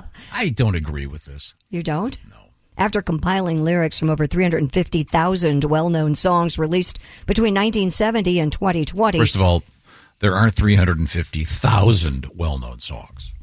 Researchers used identified linguistic features such as ratio of repeated words, emotional cues, and the richness of vocabulary. They found that the ratio of repeated to non-repeated lines is nearly doubled for pop songs. They also found that not only have songs become less complex, but contemporary music conveys more negative emotions than in the past. You know what? That last one, I bet, is true. But yeah, I mean, lyrics are more what more so than "Hey Mickey, you're so fine, you're so fine, you blow my mind." Hey Mickey. Hey Mickey. Well, my gosh, I mean, What a great it goes back song. even further. Yeah, I mean, to Little Richard. Oh, yeah. Beep, bop, a loop, bop, a lop, bam, boom. Sure. What about I mean, those are yummy, yummy, yummy. I got love in my tummy. Right. Very What silly. about Papa Ooh Mau Mau? One of your personal all been- favorites. it's always been wacky P.U. songs. Or sugar, come on. Yeah, I mean, it's all very. But sometimes isn't that what you want from pop music? Yes. That's exactly what I'm saying. I mean, sometimes it's like they say, it's fun to stay at the YMCA. Okay, it's not T.S. Eliot, but it shouldn't be. Oh, yeah. Boy. You and your love of the Village People. It says a lot, doesn't it, Chick? They've got a great band. They did. I saw them live. Yeah. They were fantastic. And you just stumbled across. You didn't actually go there purposely to see them, correct? No, I did not. Yeah. It was a disco night at Disney World. Sure. I didn't know that when I went there, but they had Oogie Boogie. Who was it? Oogie. A Taste of Honey. A Taste. Yes. You saw them too. Yeah. Oogie, it was just disco night. I was at Disney World, and all of a sudden they were all these parks had a different disco band. Up, down, boogie oogie. Oh yeah. The woman was playing excellent bass player. It was a fun time. Well, she was acting like she was playing the bass anyway. That was Carol Kay, actually. Yeah. Was it really? So my Sitting with her glasses. My contention, Josh, is that sometimes nonsense lyrics are the best. I agree. For example, what's the name of the band? No, I don't remember the name of this band. Really? Yeah. Purple and I bet Leaders or something. 98% of humans don't remember that. I don't know. 99%. Hence, I am in the 1%. Yes. Who is it? The Rivingtons. Oh, that's right. Okay. Great. I only know that from you. This is the first record I ever bought as a kid. Yeah, that's fun. That's a good memory. I bought it at Woolworths. It was a 45. What was it? Now, once again, very good memory. The B-side. Not an hour ago, he was losing his mind because we were too far in the past. You remember this? Yes, and it wasn't. I'm going to kill him. And it wasn't as far. Yeah. Yes. The flip side, I remember it was called Deep River. Oh, Deep River. I think so. You'd have to look that it was up. by the Deep Rivingtons. And I told you, really saying that like it means something. And I told you, I met a couple at an event, and they had a son. They named him Rivington. I said, "Oh, I assume you after the of course after the great band that did Papa Oom Mau Mau." They looked at me like I'd said, "Your child is the son of the devil." I don't know what. But I mean, I just think sometimes dumb lyrics are the best. Yeah, they're fun. I mean, they're better than anything ever written by America. I know that's not fair. They have a couple of rough. That's ridiculous. They do the horse with no name. I like name? it. Yeah, the first word that rhymed. Gonna find my daisy chain. It's all character based. It's Faulknerian, and it's no, it's not. It's just they were lazy and couldn't write decent lyrics. Now here's a good lyric. How about this one? Maddie told Hattie about a thing she saw had two big horns and a woolly jaw, woolly bully. That's fun. That's good. That's a fine lyric. But I think that the study showed that lyrics are more negative these days. Yes. I think that's absolutely true. I totally agree with that. Negativity is very contagious. It's rampant. Yeah, and so well, I have little girls, so I have to listen to a lot of contemporary music, and a lot of it's really good, but there's a little bit too much of "she left me" and "I'm going to die without you." Yeah. Whereas back in the 50s and 60s, it was a lot of "I love you," "hold my hand," can't wait to marry. Papa Oom Mau Mau. Right. Going to the chapel, gonna get married. Knuckle deep in the back of a caddy. Sure. Is it in yet? Great balls. Finger shuffle. Fire. You'll be fine. You just have to go live with your aunt for 9 months. Shake up a Pepsi. You'll be fine, baby. I'll see you when you get back. Soda douche. Soda douche. I remember learning that. Are you serious? In sex class, they went, by the way, this is not, it was what's good contraception and what isn't good. And when it said douching with soda, I laughed out loud. My teacher was like, that was a thing. And I was like, oh my gosh. Douching with soda. All right. Will not help you. But if you get pulled over and you've been drinking too much, you put a penny in your mouth. You can't cheat the breath away. That's absolutely the truth. In order to get out of that ticket, I think you have to put more than a penny in your mouth. Back to the song lyrics. I think, Pat, maybe you are very familiar with song lyrics. I think. Oh, George Gershwin, the finest. If you think about it, aren't most religious songs, if you go way back, it's chants. Oh, yeah. Chanting, repeating the same thing over and over again. Right. So there's nothing necessarily wrong with it. No, there isn't. And hasn't the science of pop music really, like, in the last 10 years, they can figure things out? Yeah, they know exactly how many and what's pleasing to the brain. The beat on about 5 of the current songs are exactly the same. Yeah, it's like, they all sound like Dua Lipa, but I love Dua Lipa. Dua Lipa, she started it all. She's levitating, you know. What's another one of her songs? I'm levitating. No, another one. The only one. No, there's the one Houdini. Oh, is that one pretty good? That's her? Yeah, that's her. Oh, I didn't know. Houdini? Oh, yeah, it's a great song. You know who Houdini was, Ben? I do indeed, yeah. You know where he died? There was another he died song in called Wisconsin, I think. Houdini, wasn't there? I want to say like the Gap Band or something had Houdini? Or is that Hoochie Coo? Maybe Hoochie Coo. That's right. Oh, rock and roll Hoochie Coo, of course, is the great Rick Derringer. This is Hood. Bloody Mama. WHO''D, she, SHE, Coo, COO, Hoochie Coo. Hoochie Coo? Mm-hmm. Wow. I think it's the Ohio Players, I think. I bet it's good. Is Hoochie like Coochie? I just spelled it for you. It's like, I mean, meaning-wise. I probably, I would think. Yeah, what else would it be? Yeah. Well, hooch was a slang term my mother used for alcohol. Yeah. Sounds like a lovely woman. He was driving while drinking too much hooch. Okay. Now he's in the big house. She used hooch and hooskow. And she was a phys ed teacher. And Tom doesn't like to talk about it, but she was common street trash. There's no question. Graduate of the University of Michigan in kinesiology, I'll have you know. I could buy questions too. Board of a bank. Answers to tests. Now back to this lyrics thing. Dua Lipa. Oh, excellent stuff. Didn't Otis Redding whistle through Dock of the Bay? Yeah. Just the end of it, right? Yeah. That's only because he forgot the last. Sure. What are you going to do? That's the rumor, yeah. That really is the rumor? You try to remember him on heroin. Go ahead. Isn't that the story on Simon and Garfunkel, Mrs. Robinson? That is. The song wasn't done yet. Yeah, that was the demo. Absolutely. It wasn't done yet. It turned out to be great. So that's sometimes just the simplest lyrics. The master that I know in this is Josh Arnold. Have you ever heard this man scat? Oh, I have. Oh, he did it on Friday. I haven't. Did he really? Oh, it was just excellent. Wow. No one scats like Josh because of the nature of the syllables he chooses sonically. It's brilliant. A lot of blurts, a lot of flitsies, a lot of It sounds like you're casting spells to me. Well, I sort of am, aren't very I? wizardly. Could you teach us how to do it? No, unfortunately, it's not something that can be learned. Something they call him the panty dropper, Joshy. Of course, Josh and his band, the Consensuals, well, my favorite band of the 50s.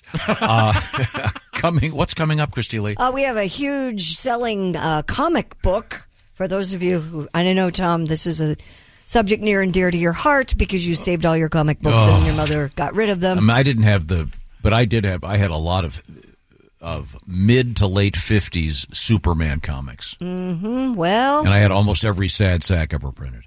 Wow. Like almost without exception, all of those I went and bought 5 figures. Love I it. gotta look up some sad sack. But I had vintage 50s Batman, well, mostly Superman. Sad sack from the Harvey comic stable. But I had the DC. This Superman comic book went for 7 figures. Yeah. Whoa! Again, it goes way back. So. Yeah. Now, we have that coming up as well as more Eclipse news. Yeah. Once again, you've been warned by me. Pickpockets.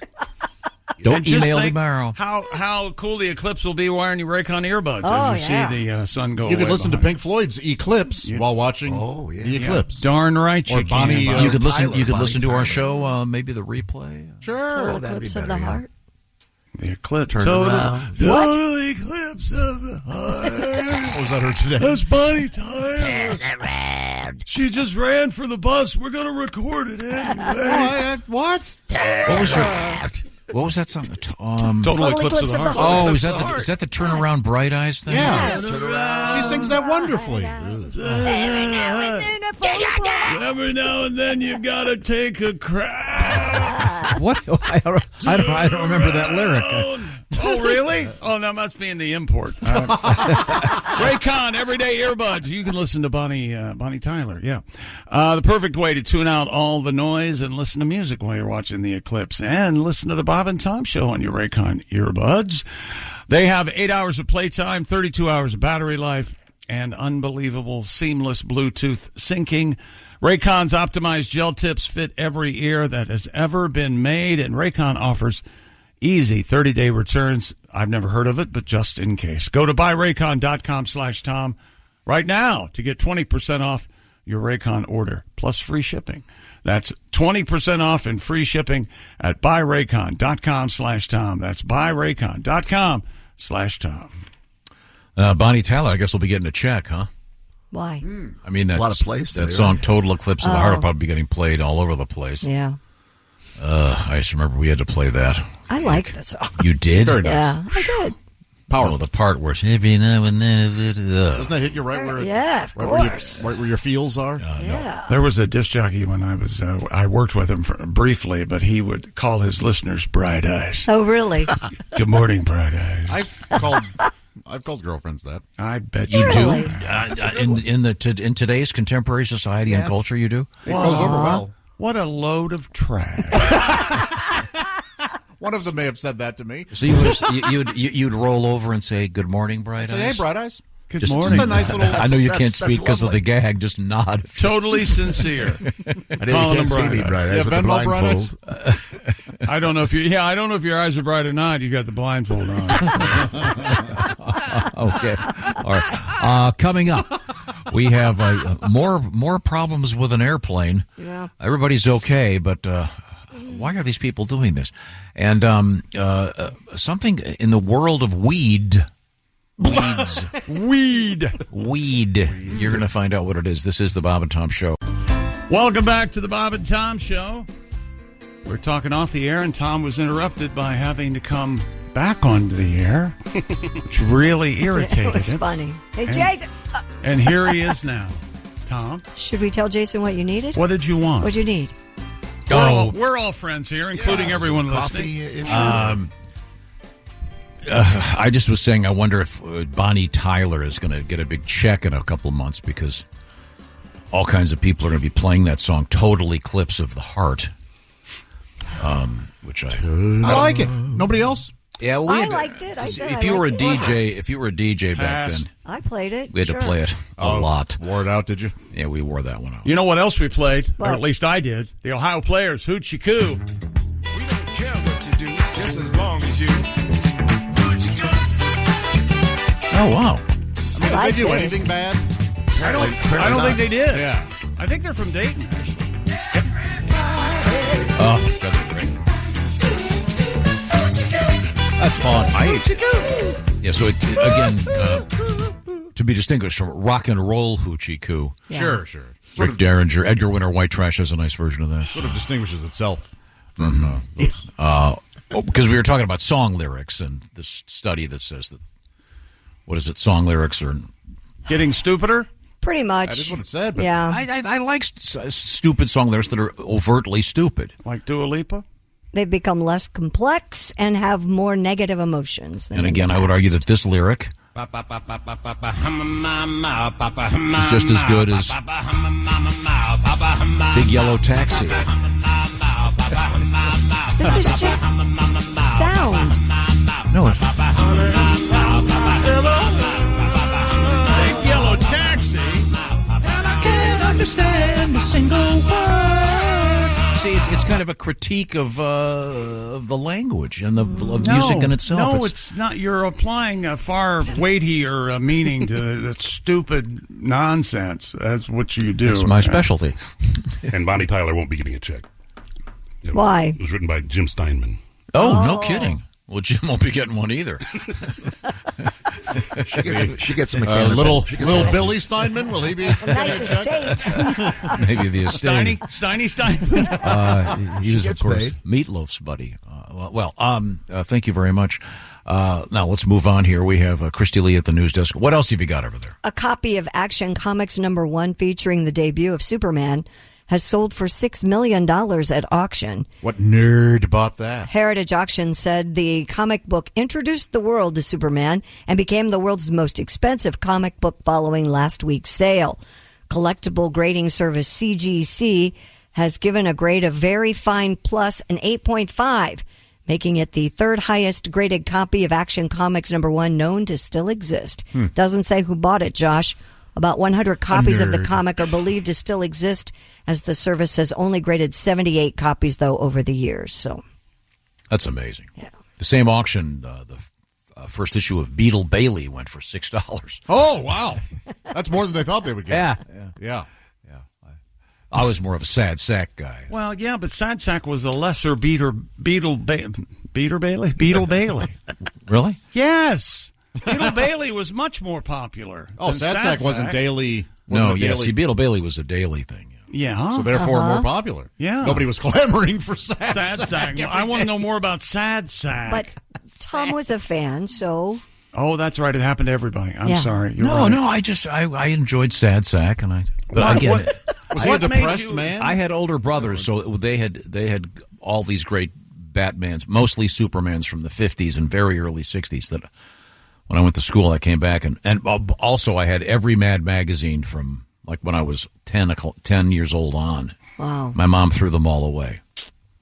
Oh, God. So depressing. Sorry. That's what you expect out of street trash. Yeah.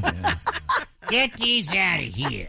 I don't know, but puff, puff, puff. What do you think you are? Some kind of... My mother did not smoke. Hoi ploy. Go pick me up a six or a stag. And get my smokes. Oh, wait. A stag or a what? A sixer of stag. Didn't your mother drink stag from the can? Oh, no. Liquor? Yeah. I thought Stag was a magazine for a second. I think Stag was a magazine. Yeah. Stag at one point was a beer and a magazine and... wow, so Stag was a Friday night. Yeah. Stag party. Yeah. Mm-hmm. I think... Hang on a second. Wasn't that the original... Wasn't Stag Party? Was that the original name of Hefner's TV show? Oh, really? Or was it Penthouse Party or something? It was something party. It wouldn't have been Penthouse Party if it was a Playboy show. It might have been before. It was before Penthouse Magazine. Oh, okay. Playboy After Hours, maybe? Playboy After Dark. I forget Dark? what It was that, yeah. And, of course, now they're not comic books. They're graphic novels, right? No, there are differences. Yeah. I mean, you can still get comic books. There are plenty of comic books issued all the time. Oh. Yeah. The graphic novels they're longer. They're more adult. Yeah. So, aren't they turning some classic literature into graphic novels? Yes. Yeah. The Bible is you can get that in graphic novel form. What? Yeah. Why not? You can get James Joyce Ulysses as a graphic novel. What defines graphic novel? Pictures. Okay. Yeah, it's essentially a longer but deeper comic book. Okay, but not necessarily violent. Not graphic. Right. Yeah, exactly. Okay, it's not, that's what. Okay. Yeah. Graphic is in illustration. As in illustration. Right. Okay. All right. I'm a fan. I like that. Yeah, there's some great ones.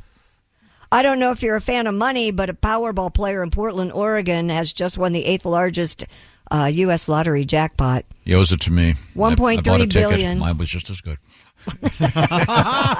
Numbers just didn't match. Last, someone said it. Cash value $621 million if he takes the cash option. I heard it was a Sasquatch that won. Really? Yeah.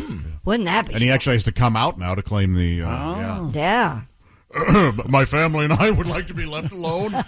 In this time of, yes, please leave us alone. We're going to buy many berries. Berries? Large raisins. A United Airlines flight from Germany to San Francisco was forced to turn around following a toilet backup. Turn around. Oh, the toilet's backed up. And According to crap on my shoe. Of the shark. Do you remember the parody in Henry Phillips' first movie? No. Totally ripped a big fart.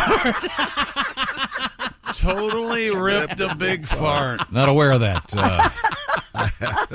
According to the German media outlet known as Bild, one of the plane's lavatories overflowed into the main cabin around 2 hours into the 12-hour flight. United said the plane landed back in Frankfurt. Passengers were provided with overnight hotel accommodations and then flown to San Francisco the following day. You have to do something. What a pain, a hassle. Yeah. Was it just urine or? Probably not if the whole thing's backed up. Just answer the question. It doesn't specify, Tom. It was both poop and pee. Tommy. God. This is your captain speaking. Apparently some of you have already digested the peanuts. Oh. They don't serve peanuts on the plane anymore. Not anymore. Oh, no. Sorry. They offered us pistachios Friday. That's they true. did? Or does that count as a peanut? Or is that in the peanut allergy part? Pistachio? I don't know. That's a good question. I don't know either. So was it the toilet up by the front of the plane? It just said the main cabin, so I would assume maybe it was in the back. So couldn't they just fly the plane? At a tilt? Keep it in the back? Can they do that? Can you put the flaps down and have it so that the front of the plane is up about a little bit so everything's drifting toward the rear? They really had to go back, though? Or did they land somewhere else? They went back. Yeah, but they can't land somewhere else and fix it and then go again. No, you I'll think. never understand airlines. For those of you that are sitting in the all new Splash Zone seats, we'd like to offer you. For those of you in the last 4 rows, we recommend you lift your feet. Gross. Nice. Okay. A World War II veteran is getting married in France 80 years after D-Day. My gosh. 100-year-old Harold Terrans will be honored in June by the French as part of the 80th anniversary celebration of their country's liberation from the Nazis. Terrans enlisted in 1942, and on D-Day, June 6, 1944, he helped repair planes returning from France so they could rejoin the battle. After the event, the centenarian then plans to marry his fiancée, 96-year-old Jean Swerlin, in a town near the beaches where U.S. troops landed. He helped. She wouldn't come across till we got married. They plan to be married on June 8th by some really long sentence. Serretan-la-Marée, Mayor Jean-Pierre Laurent. He helps repair planes so that the pilots could return to battle. How often do you think you heard the phrase, take your time? Hey, look, man, if you got to take the whole thing apart. I'm not taking this one again. The urinal's broken in the back.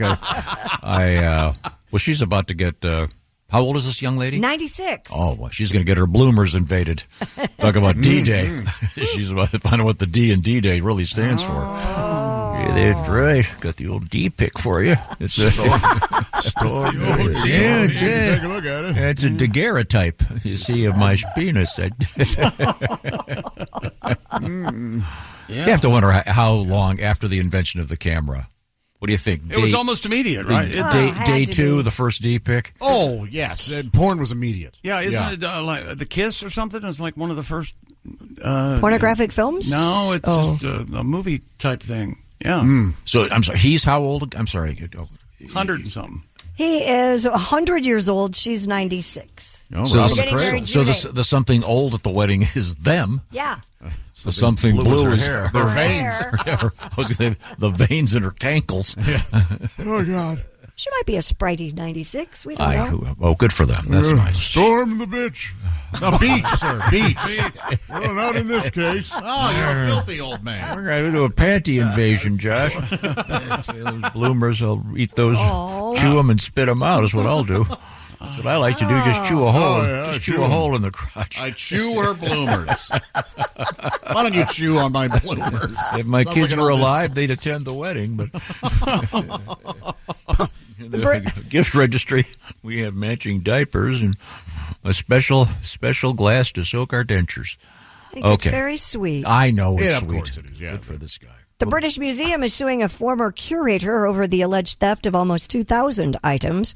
A lawsuit was filed against Peter Higgs, who was fired in July of 2023 after more than 1,800 items were discovered missing. You know, sir, it's one thing to steal from the gift shop, but you're taking the Rosetta Stone? Yeah. I would argue, didn't they steal it first? I mean, who's stealing what from who here? He is accused of stealing ancient gems, gold jewelry, and other pieces from storerooms over the course of a decade and then selling them online. Wow. High Court Judge Heather Williams ordered Higgs to list or return any items in his possession. She also ordered the disclosure of his eBay and PayPal records. How did he think he'd get away with this? I have no idea. A separate police investigation into the case is ongoing. Higgs has yet to be charged with the crime, though.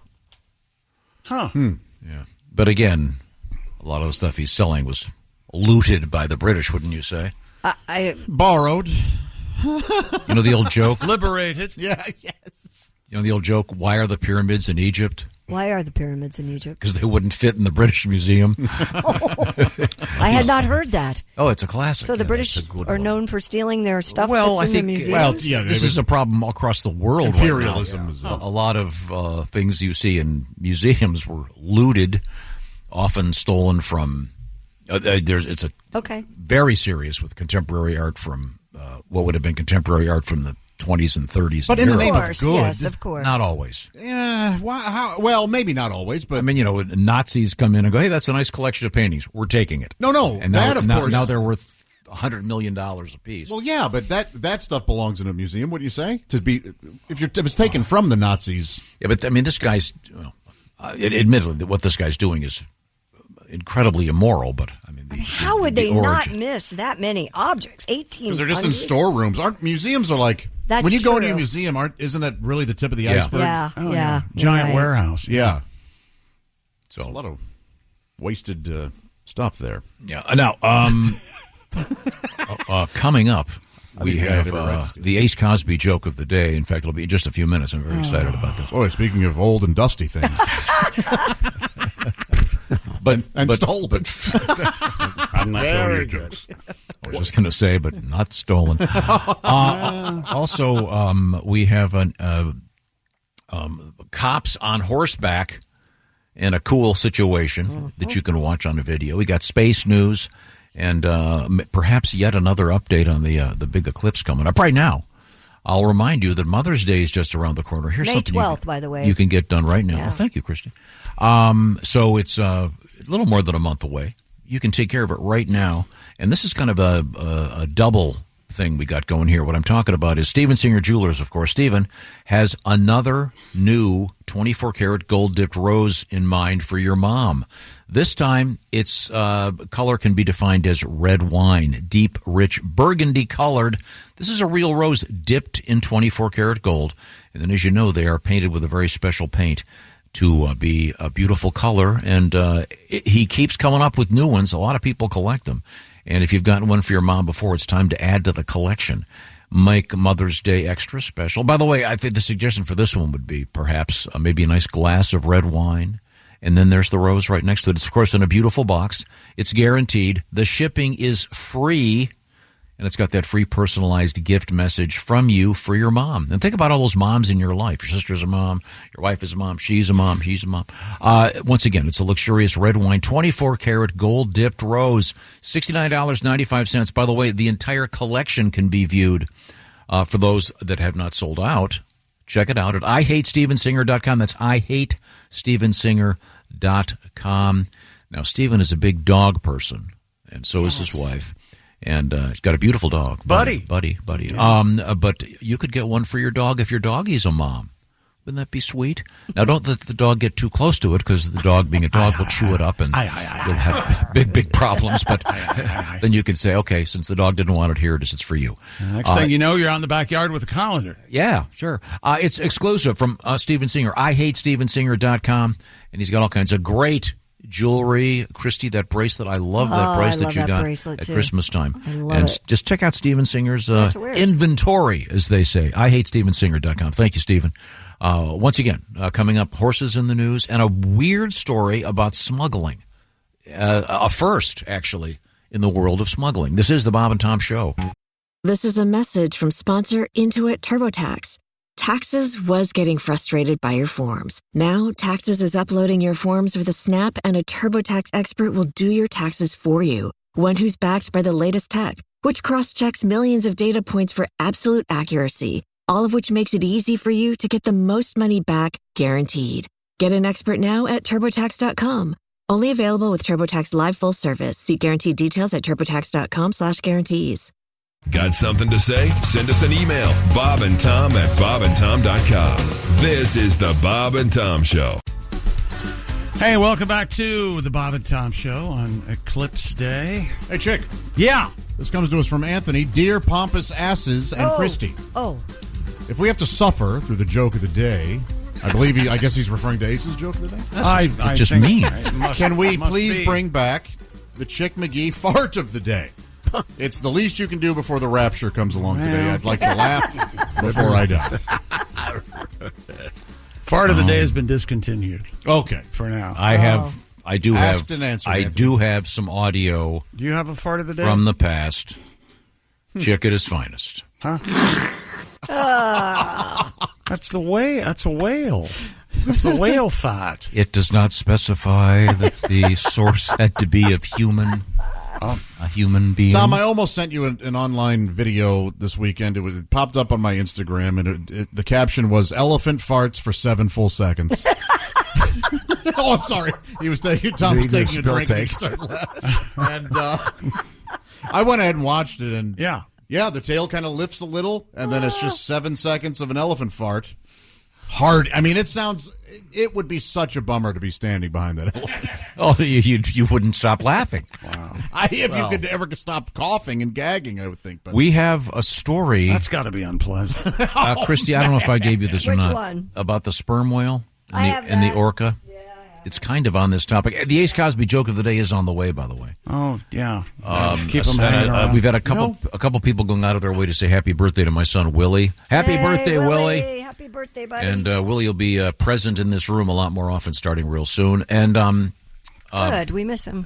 Now, did you find the story? I sure did. Australian scientists observed sperm whales successfully fending off an orca attack by dropping a bubble of poop.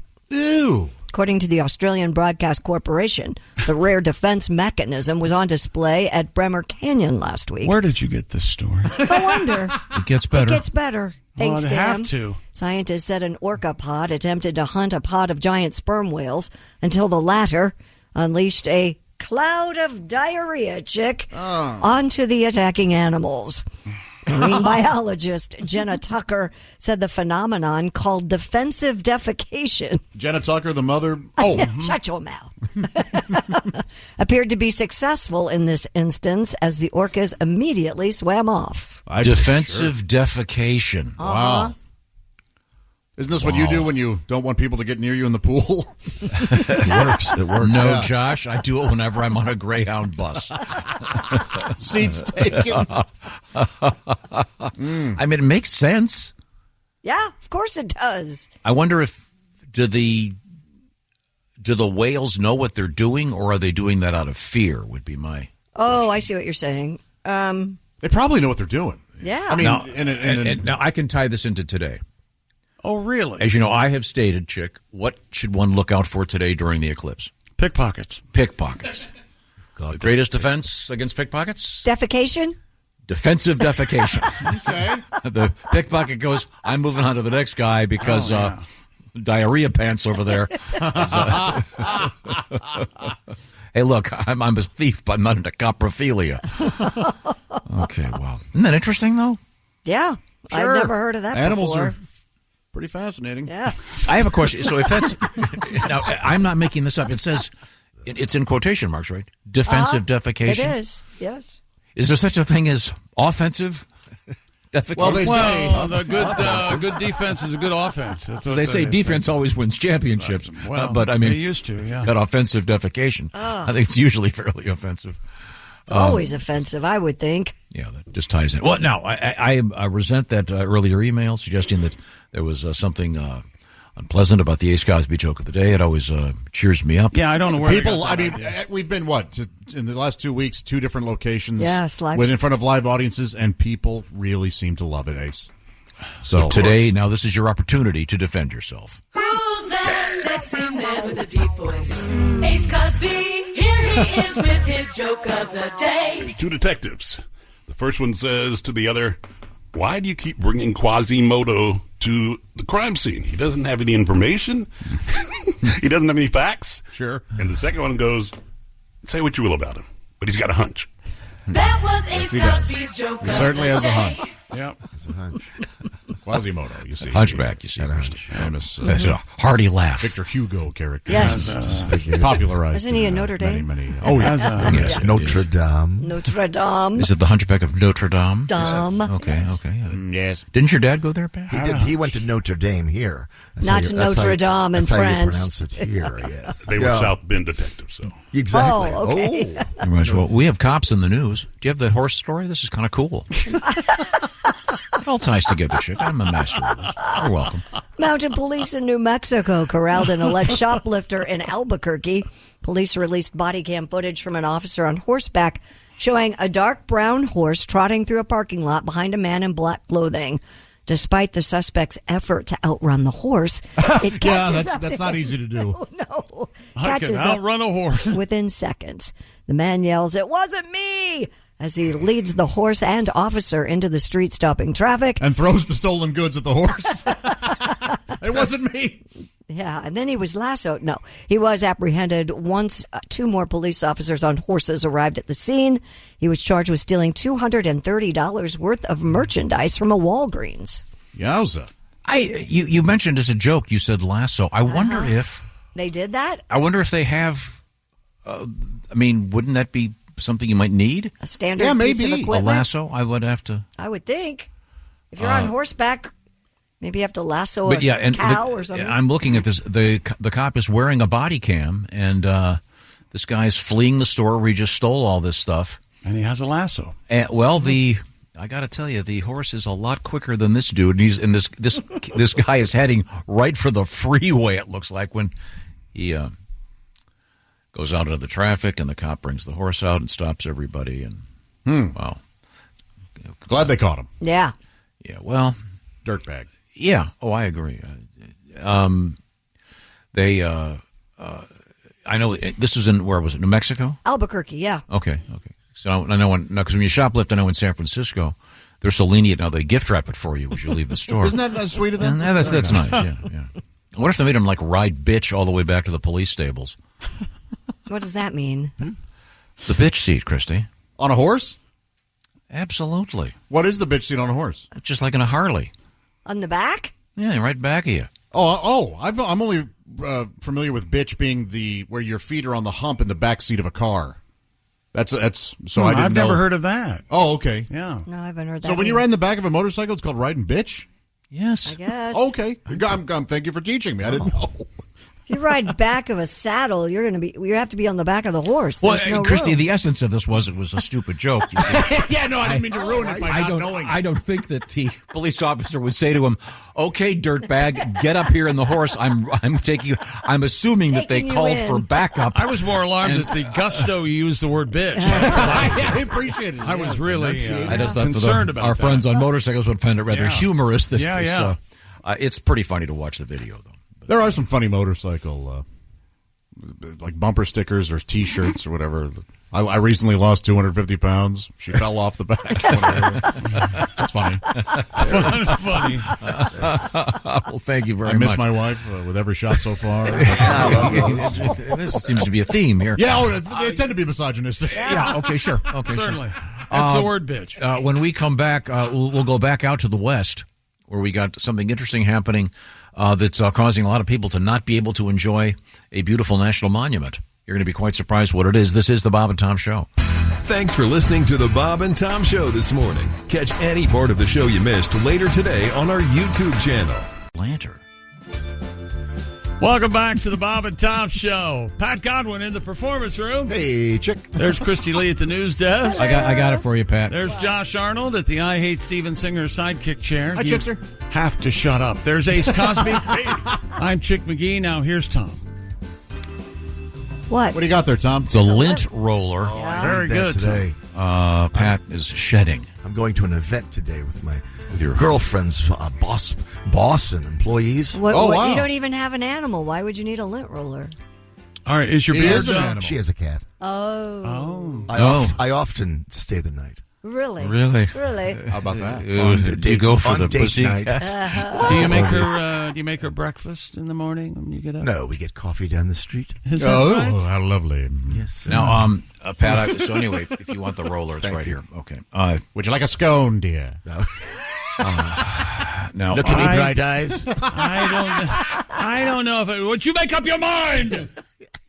Did you write an Eclipse song? I don't want to throw you under the bus. I just didn't. Yeah, how about an Eclipse song, Pat? I can write one. I didn't think we were talking about that much. I didn't think it was. He's kind of right, Tom. You did seem. There were like 2 days where you seemed annoyed by it. That's true. Yeah, but you're annoyed by so much so often. It's really hard to I'm distinguish. I'm psyched about the Eclipse, and by the way, I know psyched, pissed, same emotion. I know you were looking for your Eclipse glasses all morning.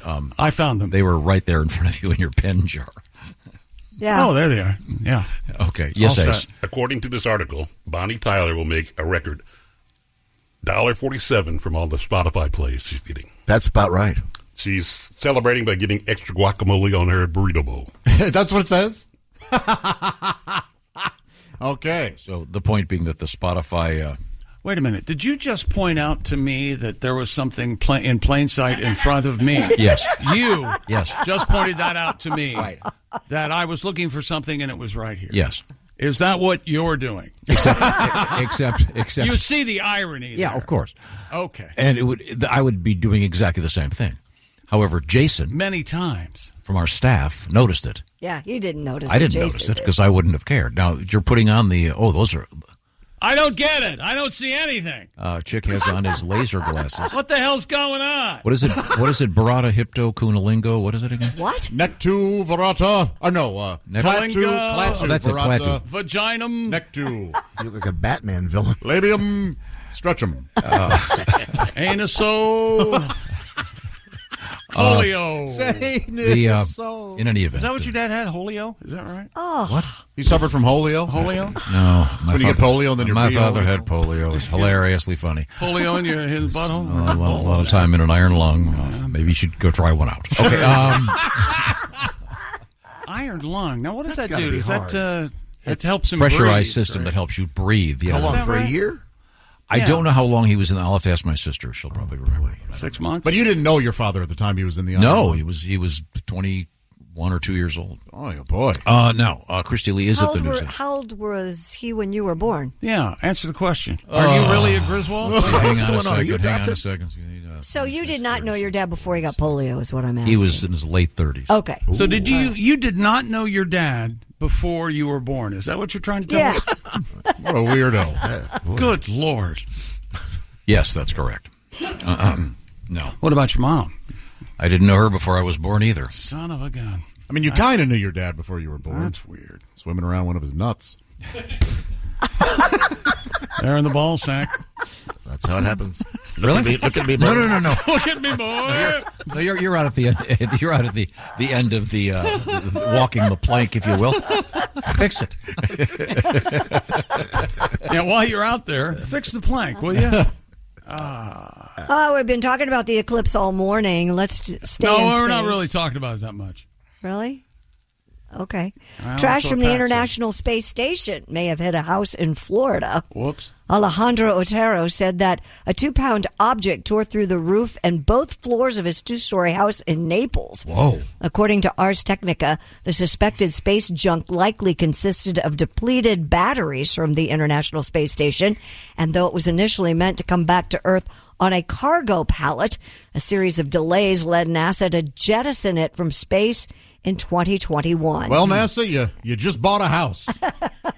A NASA spokesperson, Josh Finch, told the website that the object has been collected from the homeowner and an analysis will be conducted to determine its origin. Well, I would have my own analysis done too, homeowner there, because... Really? Yeah. You wouldn't trust NASA? Yeah. Of course not. It's not ours. Oh, I'll take your word for it. Otero said he's waiting for communication from the responsible agencies to resolve the cost of damages to his home. I believe This should be one of those farmers insurance commercials. Bum, bum, bum, bum, bum. I'm going to have to put this pen to paper. So far, you don't trust airlines or NASA. Is that correct? Anything that flies. Anything that flies. Okay. Falling space debris, by the way, has never killed anyone. So far. Well, but That's- they're yeah. Why would they live ever to tell the tale. And the annual risk of an individual human being injured by space debris is less than 1 in 100 billion. But there's still a risk. Man, 2 pounds coming from outer space would mess you up. Yeah, yes. Well, it went through 2 damn floors of his house. Yeah. The roof and then 2 Did you ever see the picture of that woman online that got hit by a meteor, like back in the 50s, and No. hit her on the hip, and her hip is like black and bruised? It's What? hideous. Wouldn't it go right through you? That's what the picture said. Man, how did it not tear her in And half? right after 6 months it took her to heal, and she played violin beautifully after that. And had never played before? And had No, of never course. played. That's a lightning strike. That's really something. No, it's a meteor strike. I'm pretty sure. Piano. I wonder, in all seriousness, I wonder if your homeowner's insurance Would covers cover that? Act of God. Yeah, but is that considered an act of that's God? not an act of God. It's the exact opposite. It's an act of NASA. Act of the International Space. And by the way, Wasn't it the American space station? How international is this? Are they coughing up a lot of the cash for this thing? Well, there are a lot Those of Ruskies, international sure, they're flying us up there and back. Ruskies. But, I don't, maybe they are paying their fair share. The Red Menace? Wouldn't it be great if that was your gig at NASA, you walking into people's houses? Okay, can we see the... so-called... then you get I'm here at 417 Oak Ridge Lane. Yeah, Operation Bullseye. Yeah, we got it. Yeah. It's some guy that looks like Tommy Lee Jones, and he takes out that clicker. Goes, Would you look here, please? No, we watched Asteroid City last night. Have you seen that movie? The I haven't. Wes Anderson film? I have not seen that. I think you might enjoy it. It was kind of on this vein, actually. So you got a asteroid song? We're going to have to, a little update. We're going to have to, I guess. Well, this is a fun one, isn't it? Look up in the sky, there's a little blip. Oh! Asteroid came down, broke my hip. Oh, a meteorite. I call up my agent at Farmers Insurance. J.K. Simmons put up quite a fight. Oh, we're not covered for a meteorite. What is this? What is this? Barup. It's Jamaican. Okay. Order the pizza with extra sausage. It'll be here in 30 minutes time. Delivery boy says to me, it's meteor, right? We have fun. You should have stopped it. We have. You should have stopped it. It's not a... There she is laying in bed. Where's the meteor hit her? Oh, my gosh. There it is. 1954. Yeah, they sure it was a meteor and not... Not what? You think it's a gravy stain? She likes a meteor. I mean, it looks like she can take a meteor. Yeah. Oh yeah. Oh, she's meteor, all right. That's a corn-fed. That's a Honey. homegrown woman there. Yeah. She knows her Better. way. She was in with a shovel by Jethro. Well, check out the doctor there. That guy has more blood on his hands. Oh, look at him. How does a meteorite hit you on the side, though? I mean, maybe she was sunning. Maybe she was. You tell him it was a meteor hit you. You tell him it was a meteor, or it'll be worse next time. Okay, coming up we have. I don't know who this guy is. Coming up, we have people being forced to abandon a national monument. We'll find out about that. Is it Mount Rushmore? Nope. No, it's Washington Monument. Casa Grande, the world's largest by the big house. The big house. Prison. Yeah, right now. Speaking of houses, Simply Safe is the design-it-yourself, do-it-yourself home security system, and Simply Safe named Best Home Security System for 2024 by U.S. News and World Report. Will it protect us from the aliens that will surely show up during the eclipse today? Absolutely. Okay. You'll be able to see them with your cameras if you got them positioned right. Hey, look, there's an alien ringing my doorbell. Newsweek awarded its best customer service in home security to Simply Safe. Sensors detect break-ins, aliens, fires, floods, indoor and outdoor cameras to keep watch day and night. Those are high-def cameras, baby, and backed by 24/7 professional monitoring for less than $1 a day. And Simply Safe professional monitoring agents can even help stop crime in real time by speaking to intruders through the wireless indoor camera, warning them that they're being recorded, and police are on the way. And no contact and a 60-day money-back guarantee. Try Simply Safe risk-free, and if you don't love it, send the system back for a full refund. Never a contract. Simply Safe has given us and many Bob and Tom Show listeners real peace of mind. 20% off now any new Simply Safe system when you sign up for Fast Protect monitoring at simplysafetom.com. We wanted to give her $1. What if there's no safe like Simply Safe? It's not actually an eclipse today. They're just telling us it is, and what they've done is they've tracked the trajectory of an alien spaceship that's going to go in front of the sun. And they're just saying, hey, we got to tell people there's an eclipse because they're going to notice this. I think that's what's happening. Why are you still playing that? Oh, sorry. Isn't that piano? This is a good song. I'm not playing it. You're playing it now. Yeah, I know. Okay. There was light in my life. Light in my life. Now there's only love in the dark. Love in the dark. Oh, okay. Well, that'll be getting a lot of airplay today. Any other famous Eclipse songs? Yeah, Pink Floyd. Eclipse. From, that's a good one. Dark Side of the Moon. Okay, that's very good. Bad Moon Rising. Oh. Yeah. Man in the Moon. Black Hole Sun. You could play that. I love Black Hole that's a good one. Well, the one with lyrics, not that Frampton. Oh, I love Peter Frampton's version. Try singing. We'll come back with that. This is the Bob and Tom Show. BTW, FYI. Visit Nexplanon.com RN to learn about Nexplanon. It's an adjustable implant, 68 milligrams radio pain. Or ask your HCP IRL. Okay, TTYL. Hey, welcome back to the Bob and Tom Show. It's Eclipse Day. Good luck, everybody. I'm telling you, watch out for pickpockets. Everybody's now in your scenario. Everyone's going to be staring up at the eclipse. And I'm trying to remember. Pat, may help me here. There was some event in Italy, and is it where they throw all the tomatoes or something? No, but for whatever reason, everyone was looking up, and it was at night. Probably. And they were, and the pickpockets went nuts. I was going to say it was when the Pope was. It was not in the 40s, Josh. Thank you very much. There was people looking up. Hey, you know something? When you get there's a lot of nothing would make me happy. You come in tomorrow. Hey man, I got to go to the DMV. My pocket got picked during the eclipse. I'd really have to decide if I got pickpocketed during the eclipse, if I actually told him or not. Oh, I wouldn't. You wouldn't be able to. I know. I'd be dancing all morning. Every break would start with "I told you so." There's no way I'm telling anybody. That's why I'd have to tell you, because I think you would deserve to celebrate that in a way. By the way, this is the end of my sideburns. Oh, really? Oh, were you? She's told you can't wear them. The girls anymore. got back and they were voted down. Oh man, they're wrong. I didn't even open up for a quorum. All of a sudden, they were shouting. And what are you doing? What happened to what's on your face? They were only gone a week. But they're not that. Oh. They're Holy good. Hell. Wait a minute. I had noticed that. Wait a minute. Get out from behind They're your going mic. underneath your ears. They frame your face nicely. It looks good. They are good. They're perfect. Good. You It can't. gives you a more angular jaw. Listen to me. Okay? This is your Independence Day. Yes. You make a stand. Right here. You make a stand. Yeah. And let me tell you something. I will make it dark outside. These sideburns right here, those are your flags, baby. Okay? Yes. It's independent. I am me. I need to be recognized. Unfurl that flag. What about what I want? I'm letting your sideburns. My freak flag fly. Yes. David Crosby once said. Darn right. Tell them that they have been vetoed down.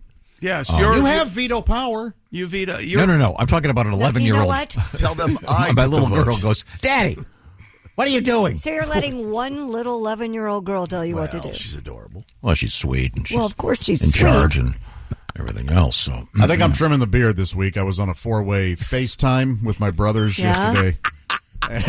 You had a 4-way with your brothers? That's creepy weird. My brothers really laid into me about it. What's wrong with it? Is it the white part on the chin? Or they is made fun of that. That's great, though. There was a couple pictures of you signing after the show in Charleston on Friday, and it did.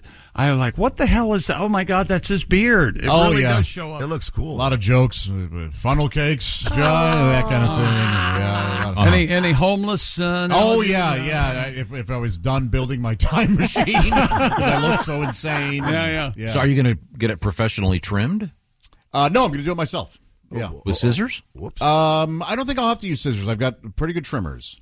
So. Oh, they have that little guard on them. Yeah. Now let me ask you this: do you use these on your nether regions as well? I have separate trimmers for that are solely for that.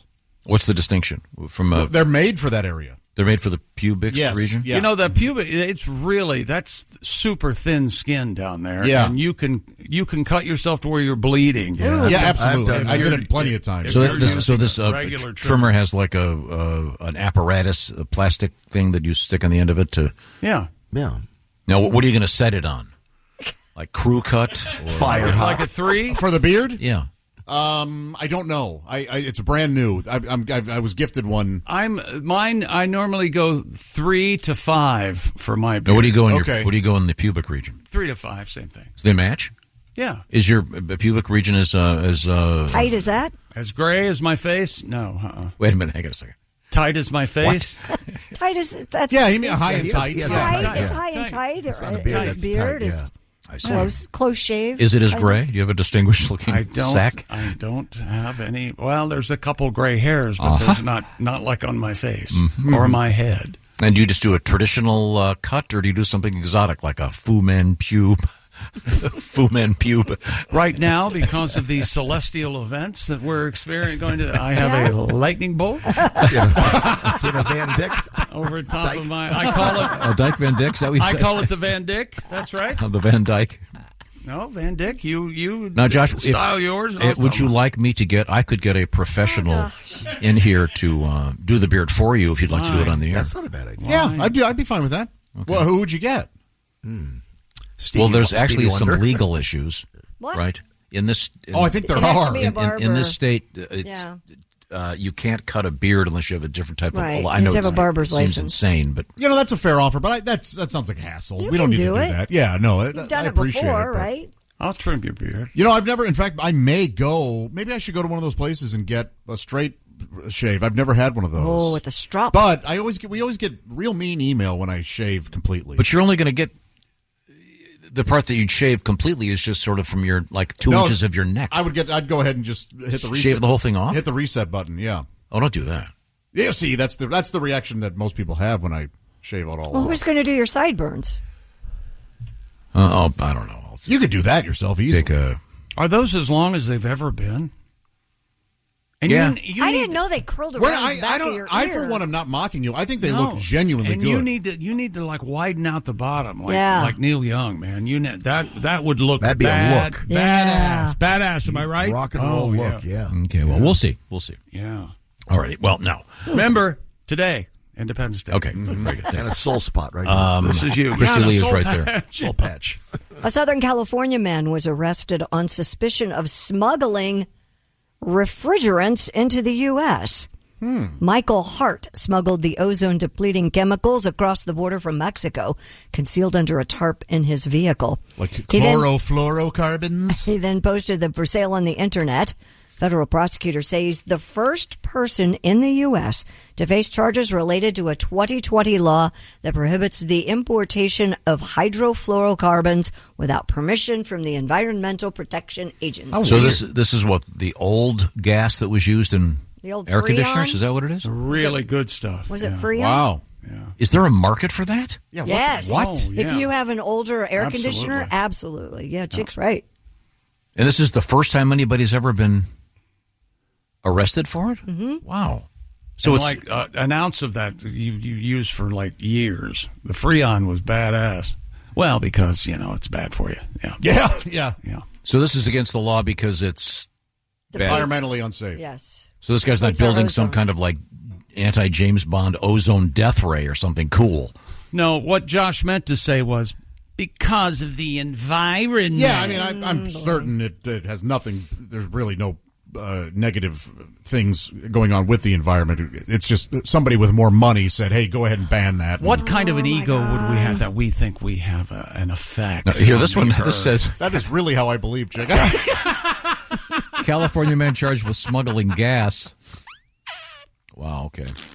Who steals cow farts? Isn't this the song Ride Like the Wind across the border from Mexico? This is a whole song. No, okay. Well, all right. yeah. Did you write one, or are you just thinking out loud? We're just chatting? It's a conversation, Tom. All right. I do know this, that the DEA, you always see them, they roll up in 5 black Suburbans. Yeah.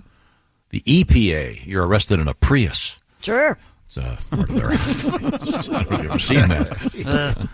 It's a Prius, you see. The outdoors. Yeah, electric vehicle, yeah. Isn't there something about the Department of Interior is used? They use that's something that rules the outside or something, right? What? I know. I know that if you're arrested for an environmental crime, I do know this is an absolute fact. You don't get an orange jumpsuit; you get a green one. Mm-hmm. So yes, want to establish the fact that. Why do they wear those hats? The Rangers. Why do they wear hats like that? The park rangers. So branches don't fall on their head. That's exactly right. So there's branch protection. And the highway, Ohio Highway Patrol. I don't know about any other state. I've never run across anybody. I've been pulled over many times in Ohio, but they all have those Smokey the Bear hats. I like they're cool. those hats. Yeah. I think they're authoritative. Really? Yeah. All right. Yeah. They make you nervous? And they tilt them up and they wear them up where the strap goes past their shaved It's just think about how many jobs are defined by their hat. And they push you around. I mean, would you be more comfortable if you got pulled over by a motorcycle cop and he had one of those Pontiff Miters on? First of all, well, he's not right. It'd be a bitch to keep it on on a motorcycle. I'm not sure how much protection it would give you, but think about how many jobs are defined by headgear. Think about it. Baseball players? Construction. Sure. Yeah. Football helmets, baseball helmets. Visors. You're either working a drive-through or on the golf course. Or playing poker. You could be playing poker or dealing poker. Yeah. Or a lesbian. You might be a lesbian. Yeah, they like softball. You know, they like their lesbian. They like their visors, do That's they? right. They like their visors. I'm a lesbian, too. Come on. Authorities in Florida arrested 2 men for having a party on top of a construction site crane in Naples. Oh, Naples. What part of Florida is Naples in? It's the West Coast. Oh, that's on the other side of the East Coast. It's the opposite side, you see. Of what's on the East Coast? Well, there's among other things, Daytona Beach, the Space Coast. What is about there. Deltona? Is Deltona over there on the East Coast? It's near that area. Yes. I'll be back on. What about to kiss my ass? Is the kiss my ass right there? It's kissing me. You know what I heard? I mispronounced it. You know what I heard What's is that Ted Cassidy went to Stetson University over there. Fine actor Ted Cassidy, who went to high school in West Virginia. Indeed, after attending college in West Virginia, transferred to become a hatter, if you will, at Stetson University. Yes. And what city? That's in DeLand, Florida. Oh, DeLand. Why do they call it DeLand, Tom? Chrissy, it's about 30 miles from D.C. Oh, thank you. Josh is visibly shaken and upset. Well, okay, Chrissy, I want to see. Chrissy, see if you can identify this song. This goes back. We're not done with my. Shut up. You know what this is? Nope.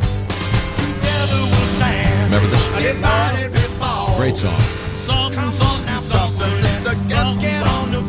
We're together. Never heard this in my life. Come on, let's get together. Work Come on, people. Because together we will stand. Every boy, every girl, and a man. I'm trying to sing just like Jim Morrison. I swear I have never heard that in my Canned life. Heat. Okay. Canned Heat, the great song, great band. A boy going and up the girl country. Oh, I love Going up the country. I know that Weird song. vocal. It's a weird. Yeah, I know that one. On the road again. Yeah. This is I know that. that song. Why are we talking about this? Because Canned Heat. What? In the previous story, that guy put fluorocarbons in a can and shoved them up his keister, right? Canned Heat. That'd be canned cold. Wasn't it Jamiroquai? That's Freon. Canned Heat, isn't that what Napoleon Dynamite? Wait a minute, back that up, because it always scares me when the drums start. It's just like da da da da. It's really. Oh yeah. Nice flute. Yeah. Okay. No. Oh gee. Yeah, he sort of like falls off. It's like somebody lit firecrackers. Yeah. Holy hell.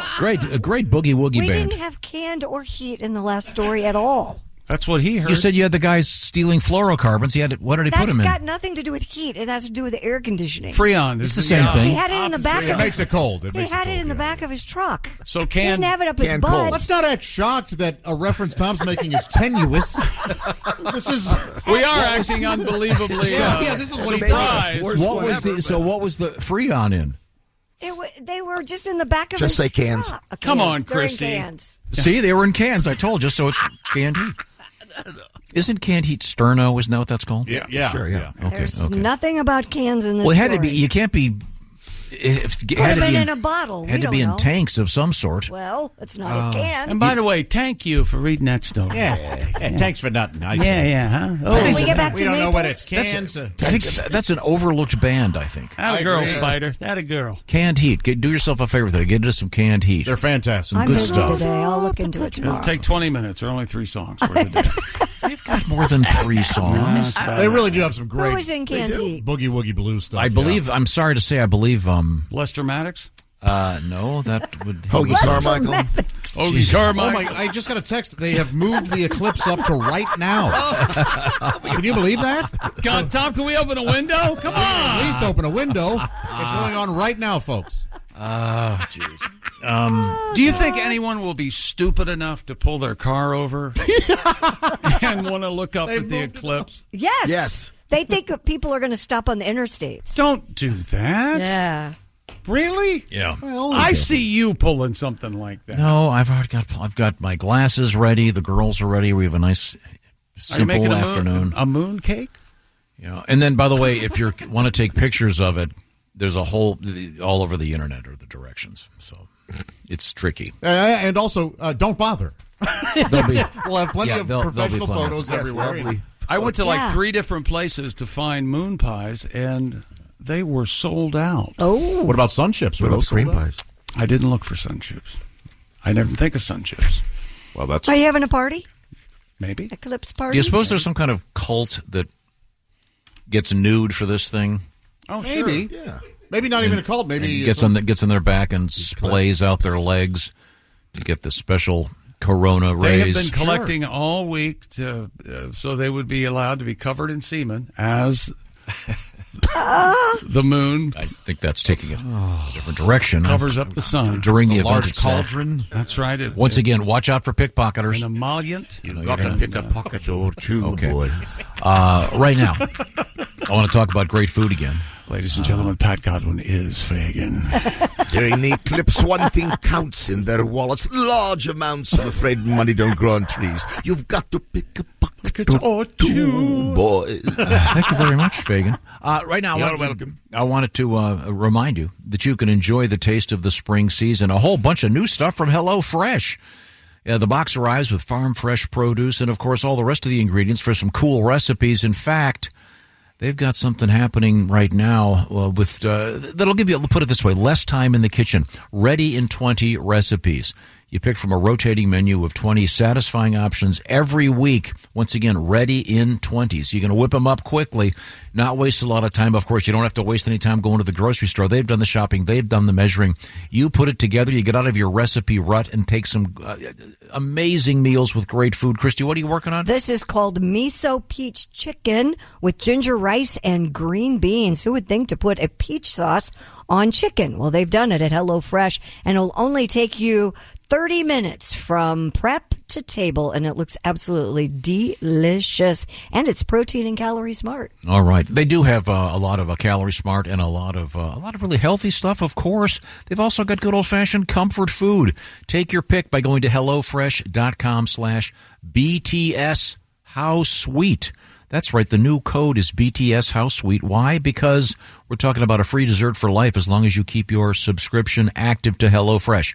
HelloFresh.com/BTS How Sweet. That's one free dessert item in every HelloFresh box with an active subscription. HelloFresh.com/BTS How Sweet.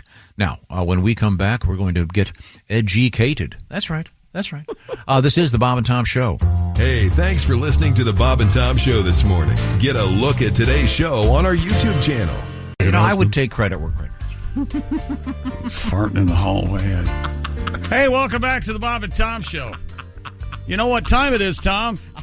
I do. That's right. Shoe of the Week brought to you by OrangeInSoles.com. I like those guys. Christy just got a whiff of the I don't believe hallway. It. Really? Yes. It's bad. It's kind of like it's an entity. It's like it's taken a form. So I'm next. I sit next to her. All right. I can smell it right now. It's not as bad as it was, but it's faint. It's there. Are we gonna have to like tomato juice our hair? I think we might. The like shoe your puppy. Feel better, do more with Orange Insoles in your shoes. Free shipping in the United States of America at OrangeInsoles.com. I like the Purdue Boilermakers to win everything outright tonight and unseat UConn as champions of the NCAA basketball world. Okay. And plus, Purdue's getting 7 this evening. God, so now, I love are you taking this? Are you taking the points? Is this? Well, yeah, they're giving the points. So if I take Purdue, I get the points. Okay. Yeah. Unless you don't want, I'd be fine. They can lose by 4, though, is what you're saying, and you'd be fine. Shh, you put your tongue. Oh, don't worry, they're going to lose by way more than 4. Christy is when once did you again. become the? Obviously, I'm not. I know nothing about it. Well, thank you It'll for be your interesting. pick. I root for who game. you root for, Christy. Oh, is that right? Yeah. And my prediction: Tom, what's your pick? Pickpockets at the solar eclipse. They're going to be out there. Are you sure about this?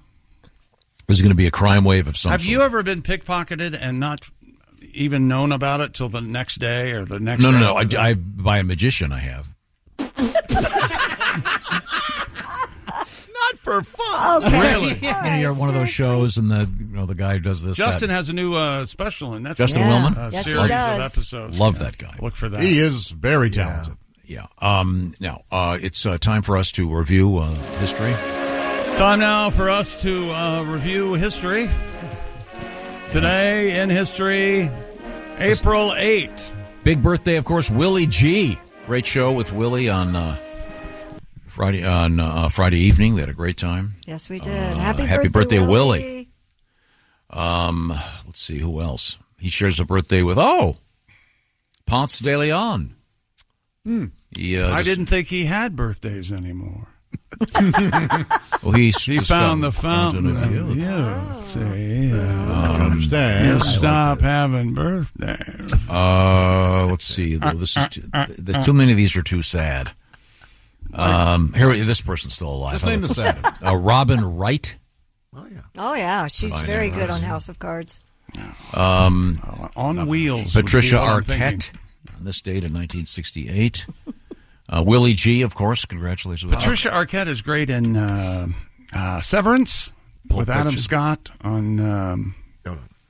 Is that her? Is that Patricia Arquette? Maybe it's the other Arquette. That show. Rosanna. How about this one? 1974, Hank Aaron breaks Babe Ruth's all-time home run record. 7:15, baby. That's right. And we had that great news story last week about that. Off of Al Downing of the Dodgers. Big Al Downing, who became a country music star.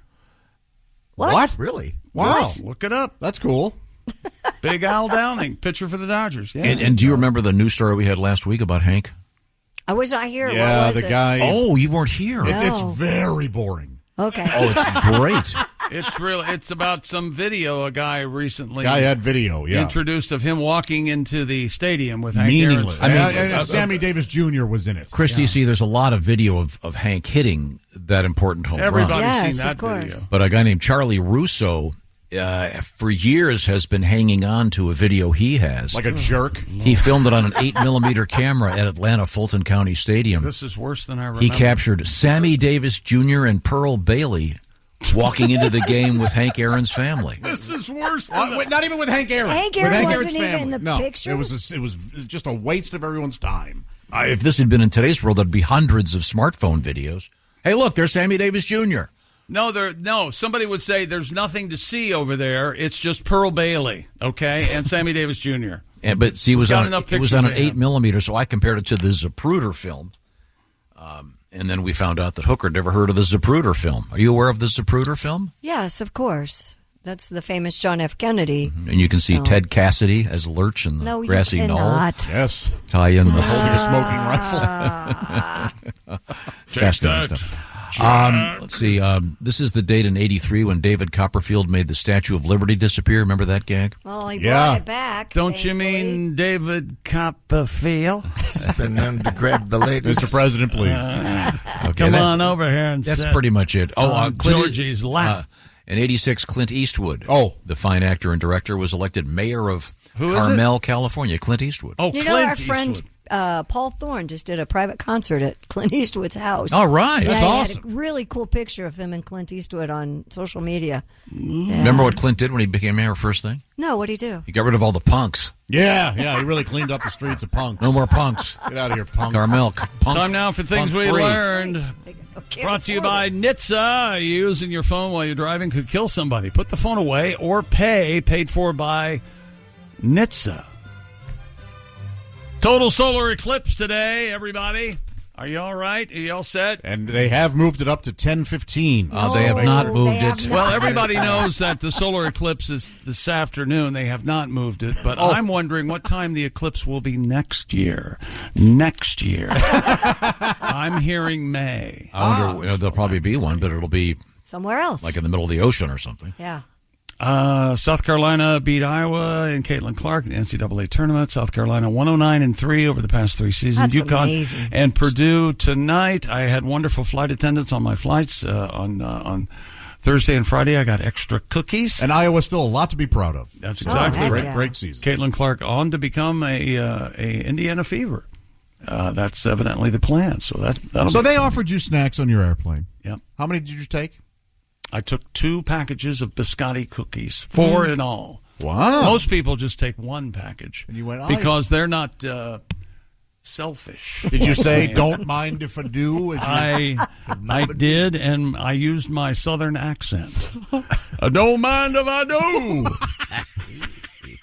Yes. And grabbed and she laughed. Like an old congressman. Yeah. Yes. She laughed. Thought I was...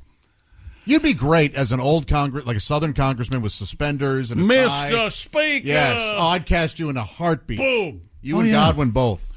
Tom, once again, continues to warn of pickpockets this afternoon. I'm telling you. Running amok during the solar eclipse. It's some big event, and everyone's looking up. It's dark. People are... I don't think so. Frottaging you. And... Is that the word? Yes. Yep. Rubbing it on you. Rubbing it on you, and then... rubbing it on you. And you know there have to be some perverts at some of these things. What? At some of these eclipse sightings? Oh, yeah. Well, there are perverts. Well, it is a good time to get upskirts, you know what? isn't it? There are probably it's not very high, but there might be perverts in this room right now. Yeah, might be. Sure. I think you're on, Tom. I'm saying, look, you see, there's a huge crowd. You can get in front of them. They're all looking up. That's when you drop trowel. Watch out for pickpockets and upskirters. Yeah.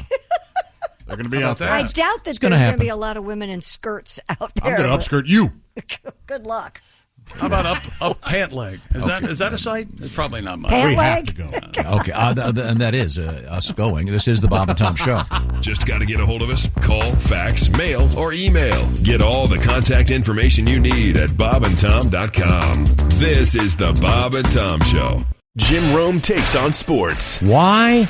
Because you're not playing me. With rapid-fire takes. Y'all went from the Super Bowl straight to the toilet bowl. He's not over the NFL. The NFL is over him. Scorching debates. All the good, all the bad, all the ups, all the downs. He's the Spitfire of sports smack. Sorry for what I said because it was appropriate when I said it, but I can't say it anymore, dude. You are killing the game. The Jim Rome Show podcast. Follow and listen on your favorite platform.